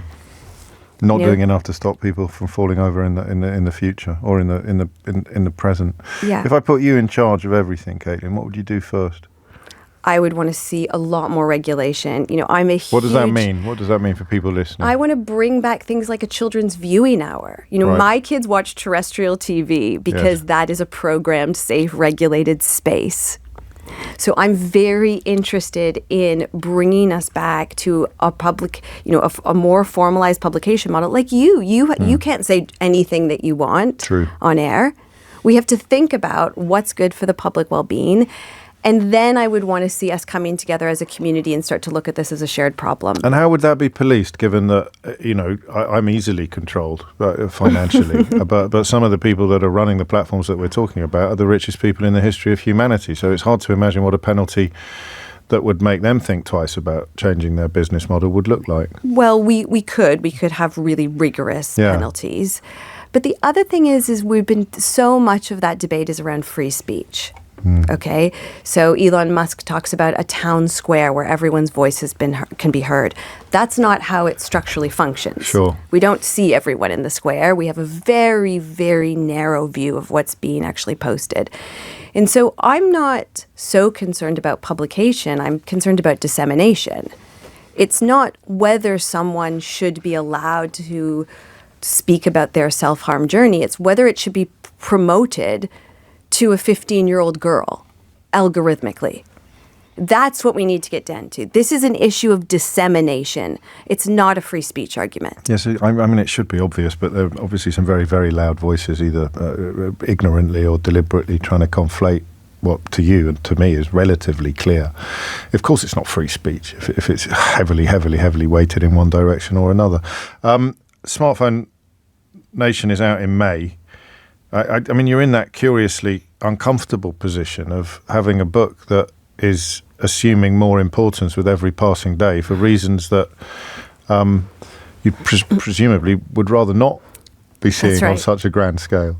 That's right. I mean, I'm a university professor and I decided to write this book for all of us because I think people need to understand how these processes work and they need to have exercises in order to start to change their behavior and their relationship to these technologies so that we actually step away. We can step away and see what's happening, that we're developing critical understanding of this. My goal is that my kids will look back at our generation and see us as wildly unhealthy and tech slaves. Like we look back at a generation previous, had our parents smoking in hospital delivery rooms. Adverts, doctors, That's right. Yeah. And we can't quite believe it. That we will shift the culture around this. What a brilliant analogy. Well, good luck. Thank you so much. Thank you so much. Dr. Kaitlyn Regehr is the Programme Director of Digital Humanities in the Department of Information Studies at UCL. You can get hold of that book, Smartphone Nation. It's on pre-order now. Hits the bookshops in May. Thank you. It is now 12:01. James O'Brien on LBC. It is 5 minutes after 12. I don't know whether you have many. Hopefully you have a few when you're listening to this programme, but I just had one there. I was talking to Eleanor in the news about what we would do next, staying, I think, in this field, because it would feel odd now to move along. And I think if there was any doubts at 10 o'clock this morning about the wisdom of dedicating a huge bulk of our programming to a single subject, then those doubts have been roundly dissipated by now, by your calls, by our guests, by the general mood of shock and horror that's descended upon, I think, almost all of it, quite possibly all of us. But I was just wondering whether it was worth looking a little harder at how the algorithm works. And I was talking to Eleanor, the producer, about why I've been just mentioning about not being on Twitter anymore. And one of the reasons why I left Twitter was because of that For You column, which is not people that you're following. And I just said it just ended up full of things and ideas and people that I hate. And that, the way I just said hate then, it's exactly what Kaitlyn Regehr just said to us. It was feeding me stuff that I hated. Now, I'm built in a certain way that made me want to look away and turn it off. But imagine you hated, I don't know, me. And I'm popping up in your For You column all the time on Twitter, even though you don't follow me because you hate me. You hate having your racism challenged or the stupidity of your vote in 2016 or your admiration for Donald Trump. You hate the mirror I hold up and you look in. But if you can ignore the mirror and just get really, really angry with the bloke holding it up, then your Twitter experience since Elon Musk bought it is going to be absolutely enormous. Your Twitter experience is going to have changed on an incredible level. And don't forget, I'm 53 years old and I've had a lot of therapy, so I'm well trained to resist the lure of hate porn or hate bait or here you are, here's something. I just sort of, this isn't doing me any good at all anymore. I'm out of here. But if you live for that, that's what they're feeding. That's why he changed the algorithms. That's why he stopped you from being able to block people or stopped you from being able to stop people seeing what you've written. It just understands completely. I'm really sorry if this is blindingly obvious to you, but it's only in listening to Kaitlyn, contemplating what we were going to talk about next, wondering what had just shifted in my own brain, reflecting upon the wisdom, unwittingly, of that catchphrase that we kicked in years ago when we were talking about tabloid journalism. The queue for the ghost train is always, always, always much longer than the queue for the speak your weight machine. And then I just felt several different pieces of the same jigsaw slotting into place. Musk knew exactly what he was doing with Twitter. Of course it was going to be a huge contributor to the Farage riots last summer, because it was literally designed to inflame those emotions, that anger, that fear, that fury. It's literally designed to do that. And that is why Musk wants people to believe that it's actually an assault upon free speech when you start suggesting that we shouldn't be disseminating on an epic scale calls for people to be burned alive in their own bedrooms. And we certainly shouldn't be relying upon some of the characters that have been created by this phenomenon, like Andrew Tate, as a trusted news source, or boasting about your belief, as Nigel Farage has done on occasion, that you think you're part of the same phenomenon. I've got no idea what that means, really, except perhaps that you're in the attention economy and you don't care what it takes to grab the attention of people, and you're well aware of the fact that the best way to grab it is to appeal to their worst instincts, if you like, to appeal to their almost prehistoric prejudices. But that bit there where I suddenly just went, I can't do it anymore, because all I ever got in the For You column was, oh, blimey, it was deliberate. So they have a look at what I like and they work out what I hate, and they know that they'll make more money, they'll get more of my attention by feeding me a diet of the stuff that I hate than they will by feeding me a diet of the stuff that I love, or the stuff that I like, or just the stuff that I would like to engage with on an intellectual challenge. Unbelievable. 9 minutes after 12 is the time, but I'll say it again. I think the fact that, I have various things going on, it gave me the powers to do that. If I was a bit lonelier, a bit sadder, can I say a bit less successful, or does that sound boastful? A bit more desperate for attention, a bit less employed in the public sphere. If I'd lost my job on a TV station, I'd lost my job on it, maybe I'd have gone, oh, look at all the attention I get for anti-vax stuff. Look at all the attention I get for telling lies. Look at all the attention I get for obsessing about refugees, for obsessing about immigrants. You'd be up that drain pipe like a rat, wouldn't you? Unbelievable. Sometimes the things that you notice in the course of a conversation, that you notice, as it were, live on air. So 2 elements to the conversation now. The first is already up and running. That is, how hard is it to actually say to your children, no, you can't do it? Did your parents do it to you? If you're in your early 20s, early to mid 20s now, it's feasible that you were the last kid in your class to get a smartphone. What was it like? What was it like to be the last kid in your class to get a smartphone? 0345 6060 973. Stephen makes an excellent point, calling upon one of the favourite televisual programmes of my childhood. We used to have a show called Why Don't You? And the catchphrase of Why Don't You was, why don't you turn off your television and go and do something less boring instead? So probably the first exhortation, the first attack upon screen culture, screen addiction, was popular in the 1970s. And Why Don't You was a kind of magazine programme for activities presented by children for children. And the central premise of it, and obviously the joke is in the fact that it was on television, the central premise of it was that you should turn off your television and go do something less boring instead. We had kids on our street growing up. I remember the family, because the only time they were ever allowed to watch ITV is when me and my sister were in the audience on Tiswas. So their dad just didn't let them watch ITV, and we thought they were a bit weird.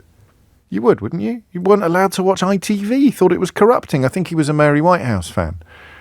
So that they were not happy about this state of affairs. Would it be the same today to say you can't have a phone? And people say, I don't believe in television. And you say, well, they're definitely real. I've got one in the corner of my sitting room. So you're not that parent who denies their child access to something that everybody else has access to. It's a strange person. No one really wants to be that person. So that's something we need to change. We should make that person a bit more of a hero. We should give that person a bit more kudos. We should all be like that person. Because this is, there are no words. You can send me messages, and some of the messages you're sending me today are really clever. But they don't quite work, do they? Because it's like we're sending our children down sewers and telling them that they're free to play with whatever they can find. Great analogy, really powerful. Not big enough. Not big enough, because they come out the sewer again. They're not going to spend their 24/7 access, 24 hours a day, 7 days a week, with access to stuff that if you knew that it was going to be shown to them, you would never let them in the building where it was being shown. And yet here we are. Here we blooming are, trying to work out what we can do about it, how we can undo it. So that's question number one. Go on, and I have got a smug alarm, but thinking about how hard it is, maybe I should let you be a bit smug. Also, pot kettle. 0345 600973 is the number you need if you've done it or if your parents did it to you. The life without the smartphone. What's it like? And then the second bit might be harder. You might not be up for this, but I hope that you are. What's the algorithm done to you or someone you love? One of the great things about having done this job for so long is I have such a wonderful frame of reference exclusively to things that have happened here during the time that we've spent together. I mentioned the boys on the bus earlier. I know a lot of you were thinking about that when some of these things popped up. I mentioned the catchphrase about the ghost train and the speak your weight machine. When things fit, we don't waste our time every morning together. We're slowly, or not, trying to make progress, trying to understand things a little bit better, just trying to understand things a little bit better. And I keep coming back to that fella. And we're going back 10 years now, I think. Possibly just under 10 years. And he phoned me up to tell me that his wife had told him that he was turning into someone that he didn't like. He was older than me. And she just told him to put his laptop away. He was either EDL or UKIP or both. I forget what it was, but he was just getting livid all the time about all the things that the EDL and UKIP and whatever Farage's party is called this week encourage you to be livid about. And his wife was really getting the hump with him because he was angry all the time. And there's another flipping penny drop. That's what Kaitlyn just described. The attention economy. His attention was more easily secured by making him angry. And his wife gave him an ultimatum.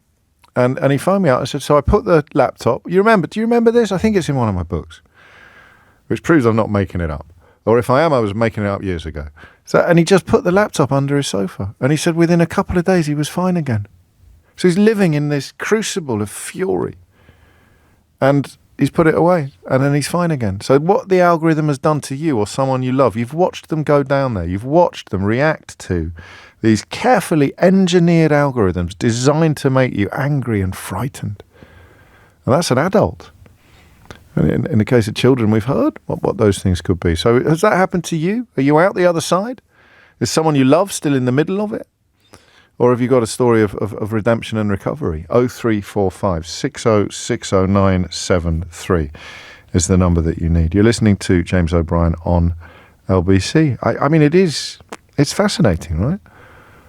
And again, to knit together another strand that's popular, that we've done a lot together with on the programme, it is those corporate harm maximizations. It is engineering huge amounts of money being spent on grabbing our attention. Now, with a fixed odds betting terminal, it was our money that you would pump into the slot, or actually put your card in it, wouldn't you? It was our money. Our money was the thing that they were chasing. Now they chase our attention, and then they get the money off the people that they sell our attention to. But the process, the engineering is the same.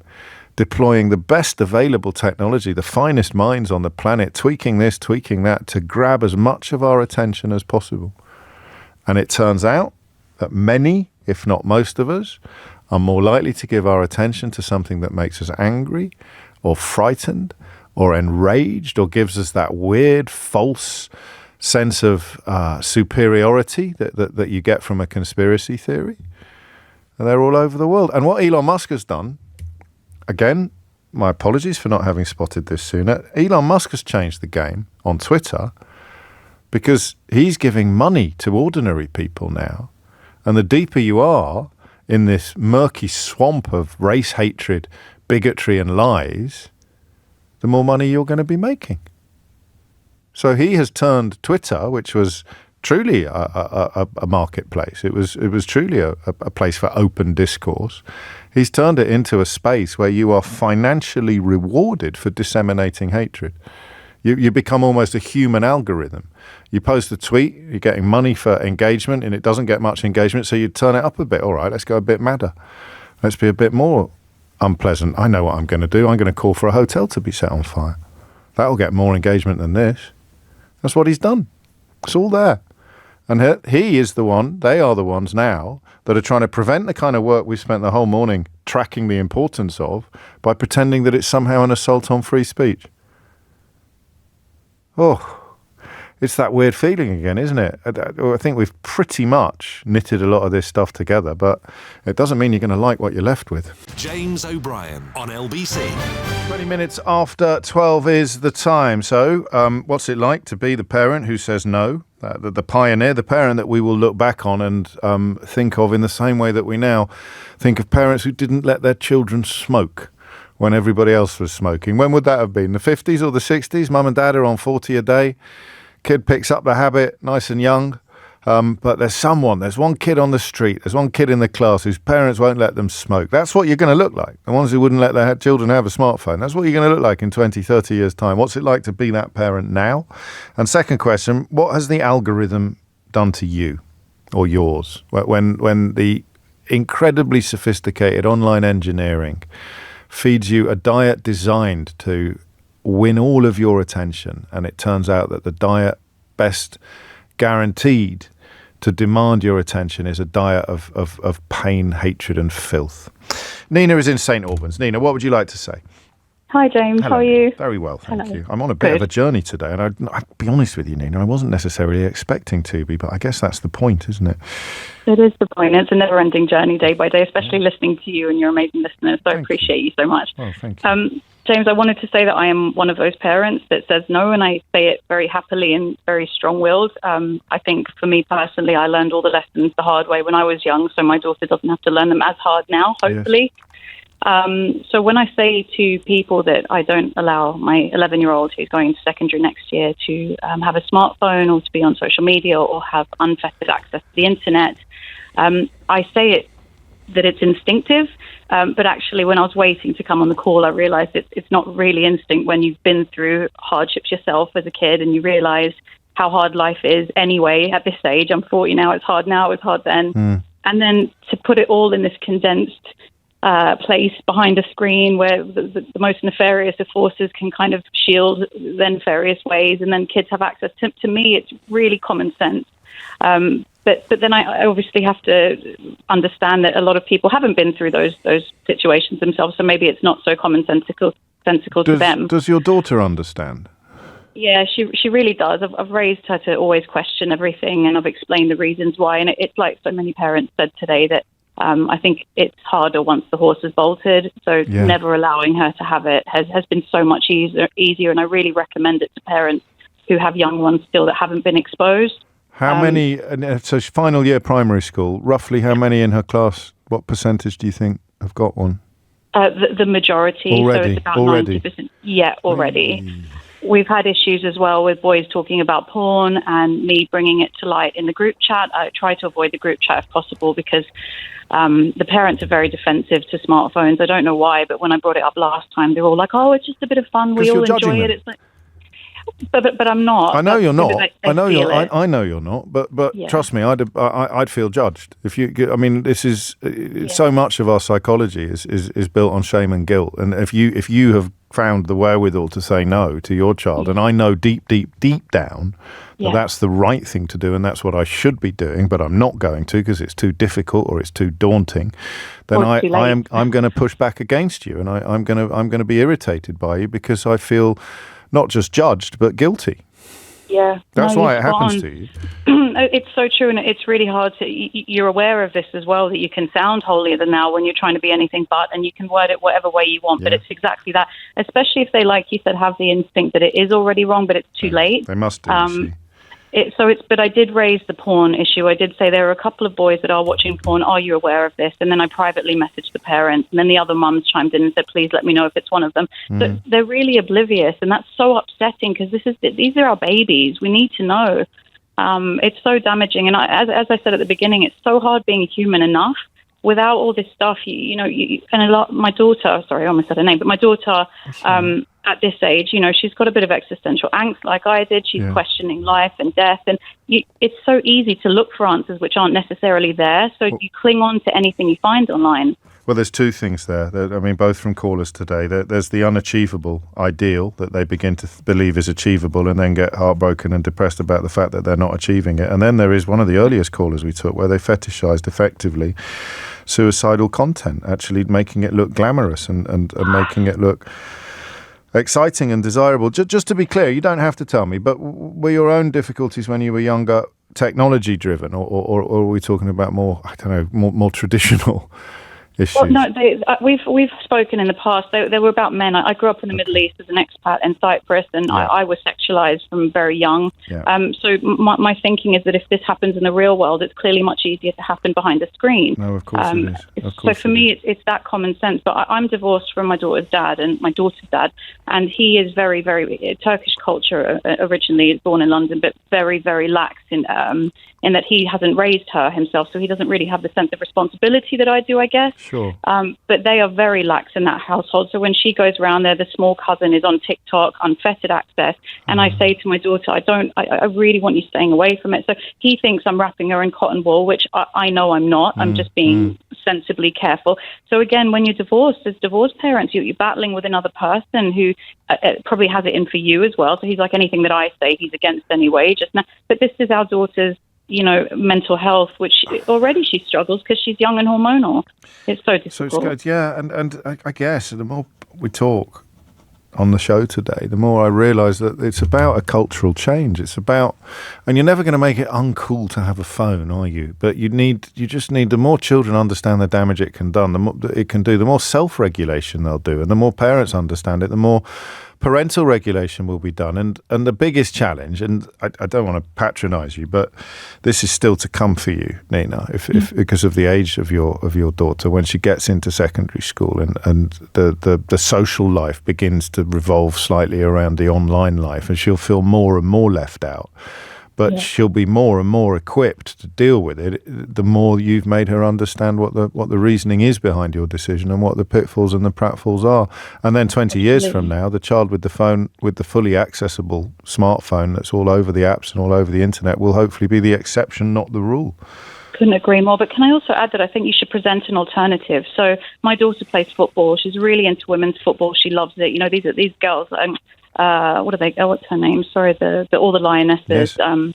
They're incredible idols and role models for these girls these days. And my daughter's really into football, so I encourage that. And she's joined a team, and any friendlies or whatever she can play. They have to have alternatives, because being bored is important, but not constantly. They need something else to be doing and to be passionate about. And I think that will hopefully soften the blow going into secondary. She'll find her football people. She's got a tribe. If she's got a tribe or a group, or she's got people that she can. I mean, you're right. And as all parents know, it's an exercise in crossing your fingers a lot of the time. But I don't think, having heard what we've heard today, I don't think anybody can fault the thinking behind the decision that you have made. It's 28 after 12. Nina, take care, and thank you. Thank you also for the kind words.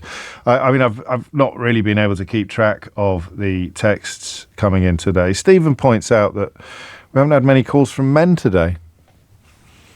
Make of that what you will. He's right, isn't he? I've got a kind of gender watch on the programme sometimes. I get the odd text saying, why is it only men ringing in today? Very rarely do you get a text saying, why is it only women? Have we had a single male caller? Anyone? Eleanor? Beulah? I don't think we have. Got half an hour to wonder why that might be. Why would men not ring in on this stuff? I honestly don't know. But you're getting in touch with me via other means. Gary reminds me that the older fella that I was talking about a moment ago didn't put his laptop under the sofa, he put it under the bed. Gary, it could be argued, pays far too much attention to this programme, but as a consequence, he's become the sort of official chronicler, correcting me in a completely unpedantic fashion on a relatively regular basis. And just for Nina, who I know will still be listening, Angela's been in touch to say, what a fantastic mum. Isn't that nice? It is coming up to 12:30. You're listening to James O'Brien on LBC. I'm getting some algorithm stories coming in on text. I don't know if I've got any on the phone yet, but what I mean, to broaden it out to adults, what happened when you or someone you care for just went down one of these rabbit holes? COVID and vaccines were a massive, massive gateway drug for an awful lot of people. Still don't fully understand why, except, I guess, the curious allure of kidding yourself into thinking you know something that the rest of the world doesn't, or that you've done your own research, and Billy Bunch of numbers on the internet is a much more reliable guide to science than scientists, for example. Or you found someone that is a sort of scientist who is in dispute with every single other expert, much better qualified and always more successful experts from a similar field, and yet it's the angry fella who hasn't quite cut the mustard that you're determined to believe. And then where does it lead next? Who knows? Amelia Cox is here now with your headlines. James O'Brien on LBC. 34 is the time. Back to the phones shortly. We'll also be joined in the next segment by Natasha Clark, who, you're not going to believe this, but one of the political parties that Nigel Farage runs is absolutely tearing itself to shreds with recrimination and accusation and claims that he is too controlling. I mean, it's incredible. I mean, what would be funny, given his comments about free speech, is if he were making... if he were calling the police on alleged verbal threats of violence. I mean, that could never happen, given all the things he said about how easy it is to get arrested in this country just for saying things. But Natasha will be bringing us up to date with all of the developments in that world. I need to do a bit of homework. I can't remember, out of the 5 MPs that they had, I can't remember which one has been told off by parliamentary authorities for being a bully, which one actually got locked up for beating up a woman. A traditional British woman, I think, if that's the kind of language you like to deploy on social media. There's one who now I think has lost the whip because he's been accused of using hurty words. Is that the phrase you use when you're talking about this kind of thing? I don't know. And that just leaves 2, including one whose wife is now, or partner, is now an economic migrant in Dubai. It's so hard to keep up, isn't it? I guess when hypocrisy is pretty much all you've got as a political party, keeping track of where all the hypocrisy leads and how much hypocrisy there actually is becomes close to impossible. And then there's the 5th one, who's always wanging on about freedom of speech and 2-tier policing, and is now referring his own colleagues to the police for alleged threats of violence, which, when they happened online, was somehow an example of something that's gone wrong. So that's all 5 of them, although there's currently only 4 who've got the whip. Is it the bloke who's the chief whip that actually got told off for bullying by...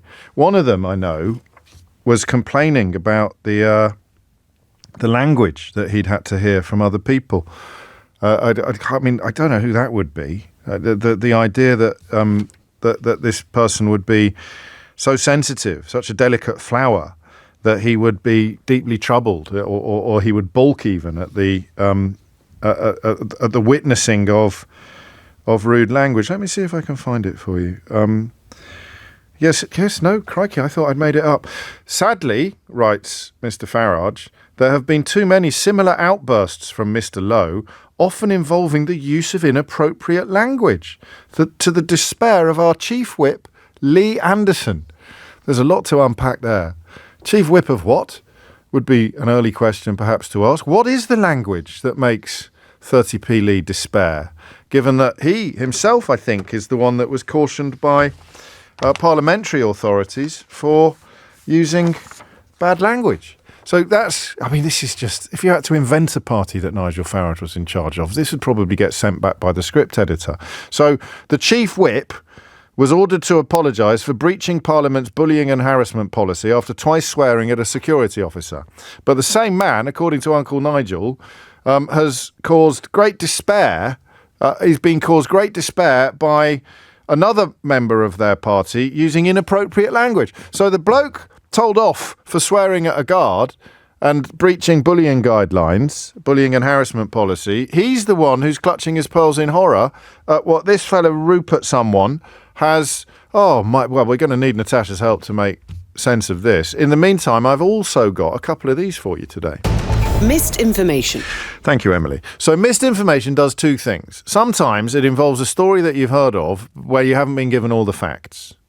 So, for example, there was a story not long ago about the number of illegal immigrants living in London that turned out to be an absolute load of old nonsense. Sometimes you can find the truth in a story before you get to the end of it, but we live in an attention economy, so it's all about the headline. The headline grabs your attention, makes you angry. Actually, if you read into it, 6 paragraphs in, it will say something like, well, this actually didn't happen, or this has actually been denied, or it's a could, or a maybe, or a possibly. The other side of missed information is the stories that a certain type of journalist is constantly hitting you over the head with in the hope of making you angry. And then when the story changes or the truth emerges, they've got absolutely nothing to say about it. And the first example of that today is this. Predictions that adding VAT to private school fees would set off a wave of parents moving children to the state sector have initially been proved wrong, according to figures from councils in England. I mean, who can believe the councils whose job it is to actually find places in state schools for the children when you've got a Telegraph columnist and Billy Buncher numbers telling you that actually it's an appalling affront and that real poverty only exists in the pockets of people who are struggling to find the VAT to pay their school fees. The warning was that up to 90,000 children could be flooding in to the state sector, but most councils say they've seen no impact at all from the policy in applications to start the state secondary schools later this year. In fact, I think more children than ever before have actually got their first choice of secondary school. So forecasts of a widespread shortage of school places have also fallen flat based on application figures for places in year 7. More families receiving their first choices, certainly, than last year. A government source said, despite all the doom-mongering, here's a word you don't hear very often. Despite all the what sort of government source is this? Is it Boris Johnson? Unlikely. Despite all the doom-mongering and ululating. Look it up. That's a great word. The doom-mongering and ululating. From the private schools lobby, as well as their Conservative and Reform lackeys, there hasn't been a massive exodus from private schools. So that is your first example today of missed information. Thank you, Emily. And here's your second. A police force acted reasonably during a hate crime investigation into a social media post by the Daily Telegraph journalist Alison Pearson. The National Police Chiefs Council have looked into Essex Police's actions after Pearson claimed she felt bullied and threatened when officers visited her home in November of last year. And guess what they relied upon in arriving at these conclusions? Yeah, body camera footage. A body-worn camera showed that the investigating officer's approach to Pearson was polite and carried out in an exemplary manner. So how many pages of nonsense did we get as a consequence of this story after that post, which was pretty hideous, not only misrepresenting what was in the photograph that she decided to put on social media, but also making claims about it that were... how can we put it, controversial at the very least, and yet pages and pages and pages. I think it was on the front page of the Daily Telegraph for 3 years running. Little memo to the Daily Telegraph editorial board. Next time somebody is telling you about the way they've been treated by the police, just make sure there wasn't a body-worn camera in the room at the time. Otherwise you might end up with rather a lot of egg on your face. And indeed, featuring on... missed information. Thank you, Emily. Back to the phones. Lucy is in Loughborough to talk to us about being that parent. Lucy, what's it like? Hello. It's difficult. It's challenging. So my daughter's in year 7 now. I still say no to having a smartphone, and I get mainly lots of pushback from her friends, which is funny. Saying, when's she going to get a phone? We can't talk to her on WhatsApp, all this type of conversation. But she does have a watch, which is for children, which she can call and text from, and I have an app on my phone, and it's only numbers that I put in on my phone that can then contact her via the watch. So I just wanted to say there are other options out there for people to consider and take up, and if more parents just said no. Why did you? Why did you? Why did you make this decision? Because it's not regulated. I don't let my children just watch age 18 horror. I don't let my children play where there could be drug dealers or characters that might want to corrupt my children. So why am I going to give them over access unsolicited to all these people in the world? just so I can see her physically, but I don't know what's happening to her mentally. Yeah, but that's true of everybody. Nobody listening to this is going to think, "Oh, I'm not." I mean, I love it. I love the fact my child's being exposed to this. What is it about? They don't. What is it about you? Why did you make this decision?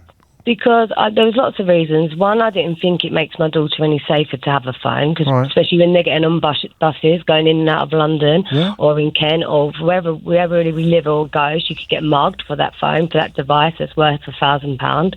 Two, she doesn't earn any money herself. Yes, she has pocket money. Why am I going to pay a phone bill for it? And I want her to have real life experiences where she's playing and she's happy and she's talking. I love it. I love you. The only reason I'm hectoring the witness is because you make it all sound so easy and so obvious. But it's not easy. No, all right, not easy then. Not easy, but obvious. It's not, because I've got two very good friends who we all had children at the same time. Yeah. And when they gave their children phones in year 5, I felt like devastated. I felt I'd been let down by my community, my peers, myself. Right. Because I was like, why didn't we have this conversation? Like, why are we just handing this over? We're not even spoken about it. And I felt let down. And I also am part of the smartphone free childhood movement. I am, yes. And when I spoke to my headmaster about it, he said, "Oh, look, we're going to support you. We're here for you, but this is something that needs to come from the parents." And then when I spoke about it on the WhatsApp groups with the parents, only 2 people liked the post. And I just felt devastated. I just thought, is this really what's happening? Are we really all just handing this over to our kids? I just couldn't believe it. I was just... I know. I mean, this is what I mean. You're 100% right, and yet I'm completely unsurprised by the reaction you get. I guess the reason why I keep asking you the same question is because you've lived the same life that your friends have lived, in the same world that your friends live in, and yet you've arrived at this conclusion independently in a way that most parents are going to in the next 10 or 20 years. But what do you think made you get there so soon? I just think because maybe I just saw how addictive it was. It wasn't addictive for my own husband. Me and my husband were always on our phones, and we're constantly calling each other out, being like, "Put your phone away, put your phone away." It's. I use it. I'm doing a crossword. It's an intellectual activity. Just get off my case. We pretend we're being productive on these devices, and not we're pretending. Not. How dare we're not. We're just looking at feeding our brains. Yeah. With just little dopamine hits after dopamine hits. Beautifully put. Anyway, today I'm hopeful and hopeless all at the same time. You and me both. With it all, because I just think, we only have to look what's going on, how violent our society has become, how polarised it's all become, and it's all got to come back to these devices we're carrying around in our phones. I think they feed something that probably exists already, but they feed it in a way that's horribly, horribly unhealthy. How confident are you? Are your daughters fairly relaxed about it at the moment, I think? Well, because I'm lucky enough that my husband supports me within this, and he feels so strongly about it also. So that's really easy. I really feel for any parents who are co-parenting or break down in relationships. If you've got tension here, you're doomed, aren't you? Yeah, exactly. And I feel for all them parents. I get why they want all the tools on the phone, like the FaceTime. They want to see their surroundings when they're not with them. I totally get that. I'd like that for myself, for my own child, but I can't trust people that are making all the money from it, because they're untrustworthy characters. It's been proved. I'm back to it again. I mean, obviously you're right. You're such an early adopter. You're such a sort of canary down the coal mine, as it were. That I'm fascinated by what it was that landed with you that has failed to land with so many others. And long may it continue, Lucy. What age are you thinking is reasonable? Well, I did say when she started year 7, and now pushed got the post a little bit longer down the line to now, and I said 13. But actually, no, I'm not ready for 13. That's November. Yeah. And I just think, she's thriving at school right now, and it's not because she's really academic. I just think it's because compared to her peer group, she is getting a good night's sleep. Give the girl a break, man. No, it could be both. Listen, she could be bright as well. She is bright. She is bright. And we have very open conversations. She's bright. She takes after her mum. Well, I don't know about that. There's nothing off the table for us as a family to talk about. I will talk about it all the time. I tell her about the algorithm. Oh, you're brilliant. And even when we had friends come over for a sleepover, when they left, I was like, "Oh, did you feel a bit disappointed with your sleepover?" And she said, "Yeah, they're just on their phones all the time." So I think we can make it cool not to have a phone. I think you're right. I think we can, and I'm going to... Well, if anyone can, trying. you can, mate. No one's listening to me, but I'm trying. Welcome to my world. Lucy, thank you. It's 12:48. James O'Brien on LBC. It is 10 to 1. Do you want to play a little game before Natasha Clark talks us through the latest travails of the latest political project that Nigel Farage is involved in? Who do you think said this at the weekend? The last 7 days have confirmed what those of us who gave Trump the benefit of the doubt have in our heart of hearts always feared, that he's an unprincipled, narcissistic charlatan. Which former cheerleader for the US president has claimed, somewhat hilariously, that it's only in the last 7 days. And any therapist will tell you that the use of us and we in a sentence like this is classic displacement tactics, refusing even now to take responsibility for your own idiocy or your own failures. But never mind. I mean, it's better than nothing, I suppose. A reverse ferret. Is a reverse ferret better late than never, or just evidence that somebody never had any integrity in the first place? The last 7 days have confirmed what those of us who gave Trump the benefit of the doubt have in our heart of hearts always feared, that he's an unprincipled, narcissistic charlatan. Surely not. Stop the... if only someone had warned you. So who is it? Is it A, Piers Morgan? Is it B, Jacob Rees-Mogg? Or is it C, Andrew Neil? Who do you think is responsible for this spectacular reverse ferret from a position of, let's just say, warmth towards Donald Trump? And remember, even after January the 6th, that's the crucial point, the point at which he made a mockery of democratic norms and sought to launch an insurrection against his own country, his own elected government. Is it A, Piers Morgan? Is it B, Jacob Rees-Mogg? Or is it C, Andrew Neil? And you can only play if you don't know. If you already know the answer, then you're cheating. Natasha Clark is here to bring us up to date with the latest shenanigans. I mean, it's a different party now from the one where one member lamped another member at the European Parliament, but it is led by the same person, namely Nigel Farage. It is, and, is it the same party? Kind of, yes. And, many of the same individuals that were involved in UKIP and the Brexit Party are now involved in the Reform Party, not least of which these two, both MEPs in the European Parliament as well. So they do go back a long way. This is Rupert Lowe we're speaking about here, the former Reform MP, and Nigel Farage, and they have got into an absolutely spectacular bust-up over the last few days. And you'd think, with Nigel Farage doing okay in the polls, according to some of them, and quite excited about the upcoming council elections, where they're expected that they're going to take a lot more seats. You'd think that he'd be, as one person put it to me earlier, carrying the Ming vase very carefully across the stage. It's a helpful image. It's a very helpful image. Is it a complete coincidence, do you think, that this has exploded in the immediate aftermath of Rupert Lowe? Did he used to own Southampton Football Club? He did indeed. I don't know how popular he is down there at the moment. Yeah, but two specific stints, I think. Yes. Anyway, that's by the by. Is it linked to the fact that he gave an interview to the Daily Mail in which he was quite critical of Mr. Farage, and then within 24 or certainly 48 hours, this investigation into allegations of bullying and I think these people call them hurty words. Is that the phrase you're supposed to use when you're having conversations like this? Harassment? Sorry, yes. That might be the word you're looking for. Was announced. Well, look, so sources in the Reform Party insist that Mr. Lowe was told about some of the conduct of these allegations before he spoke to the Daily Mail. It's absolutely no coincidence that these have all taken place in the same 7 days. I think that's fair to say. But yes, you saw him essentially. It all kicked off with this interview in the Daily Mail that he gave last week, where he basically refused to back Nigel Farage to become the next Prime Minister, which you'd think would be something quite basic to do if you are an MP of a political party. He said that Reform remained a protest party led by the Messiah, and it was too early to know whether Nigel will deliver the goods and become Prime Minister. So fast forward 24 hours and there was this extraordinary statement that came from the Reform Party on Wednesday afternoon. The whip was suspended. Allegations about bullying in his office, alleged threatening behaviour towards the chairman of the party, Zia Youssef. They have reportedly gone to the police. Scotland Yard have said they are looking at those allegations, and cue this huge slanging match between Lowe and Farage on social media and in the column pages of the Daily Telegraph as well. Did they both get a column in the Daily Telegraph? Yeah, competing columns. Where else would you have such a fight?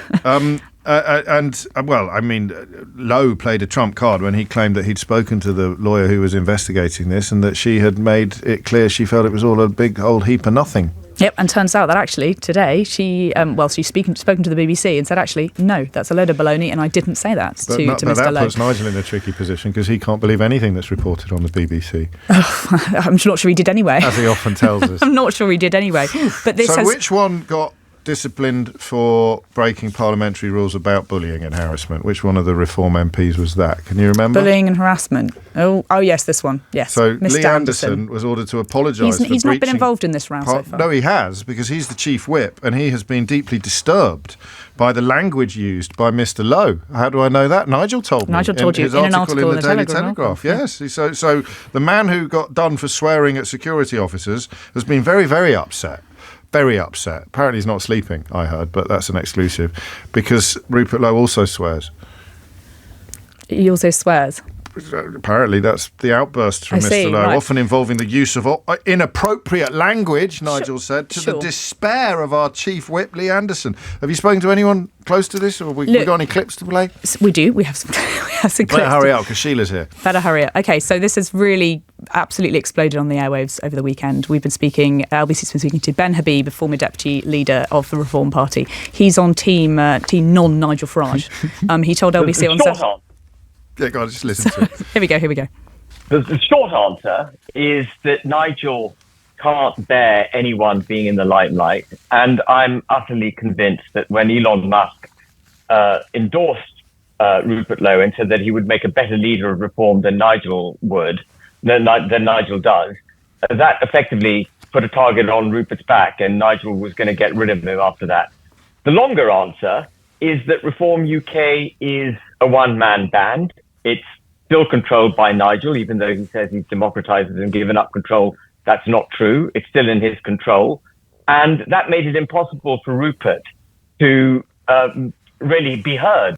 And former advisor Gawain Towler was also sent out to try and calm the airwaves a little bit yesterday. Here's him speaking to Sunday with Lewis Goodall. There have been rows. There are always rows in politics. Look at Brown-Blair years. Look at various other things. Look at the way the Tories. Blair and Brown were running a party of over 400 MPs. You had dozens of people calling for resignations because they are so good, because they're just not committee people, because they're not bland. Do what you're told. Be who you are. I think you can expect a great deal of talent, and talent will dispute. Talent will rub against each other. As you grow, these missteps will happen. That's how it happens. Nothing is perfect in this world, and it would be absurd to think it was. I wish this little spat hadn't taken place. Of course I do. In a big party, you can hide differences more easily. They can be ignored. And in a small party, obviously, they are much more apparent. Nigel Farage and Lee Anderson rub against each other. Easy. It's family listening here. Every day, don't we? Throwing the hand over. I can't. Jeez.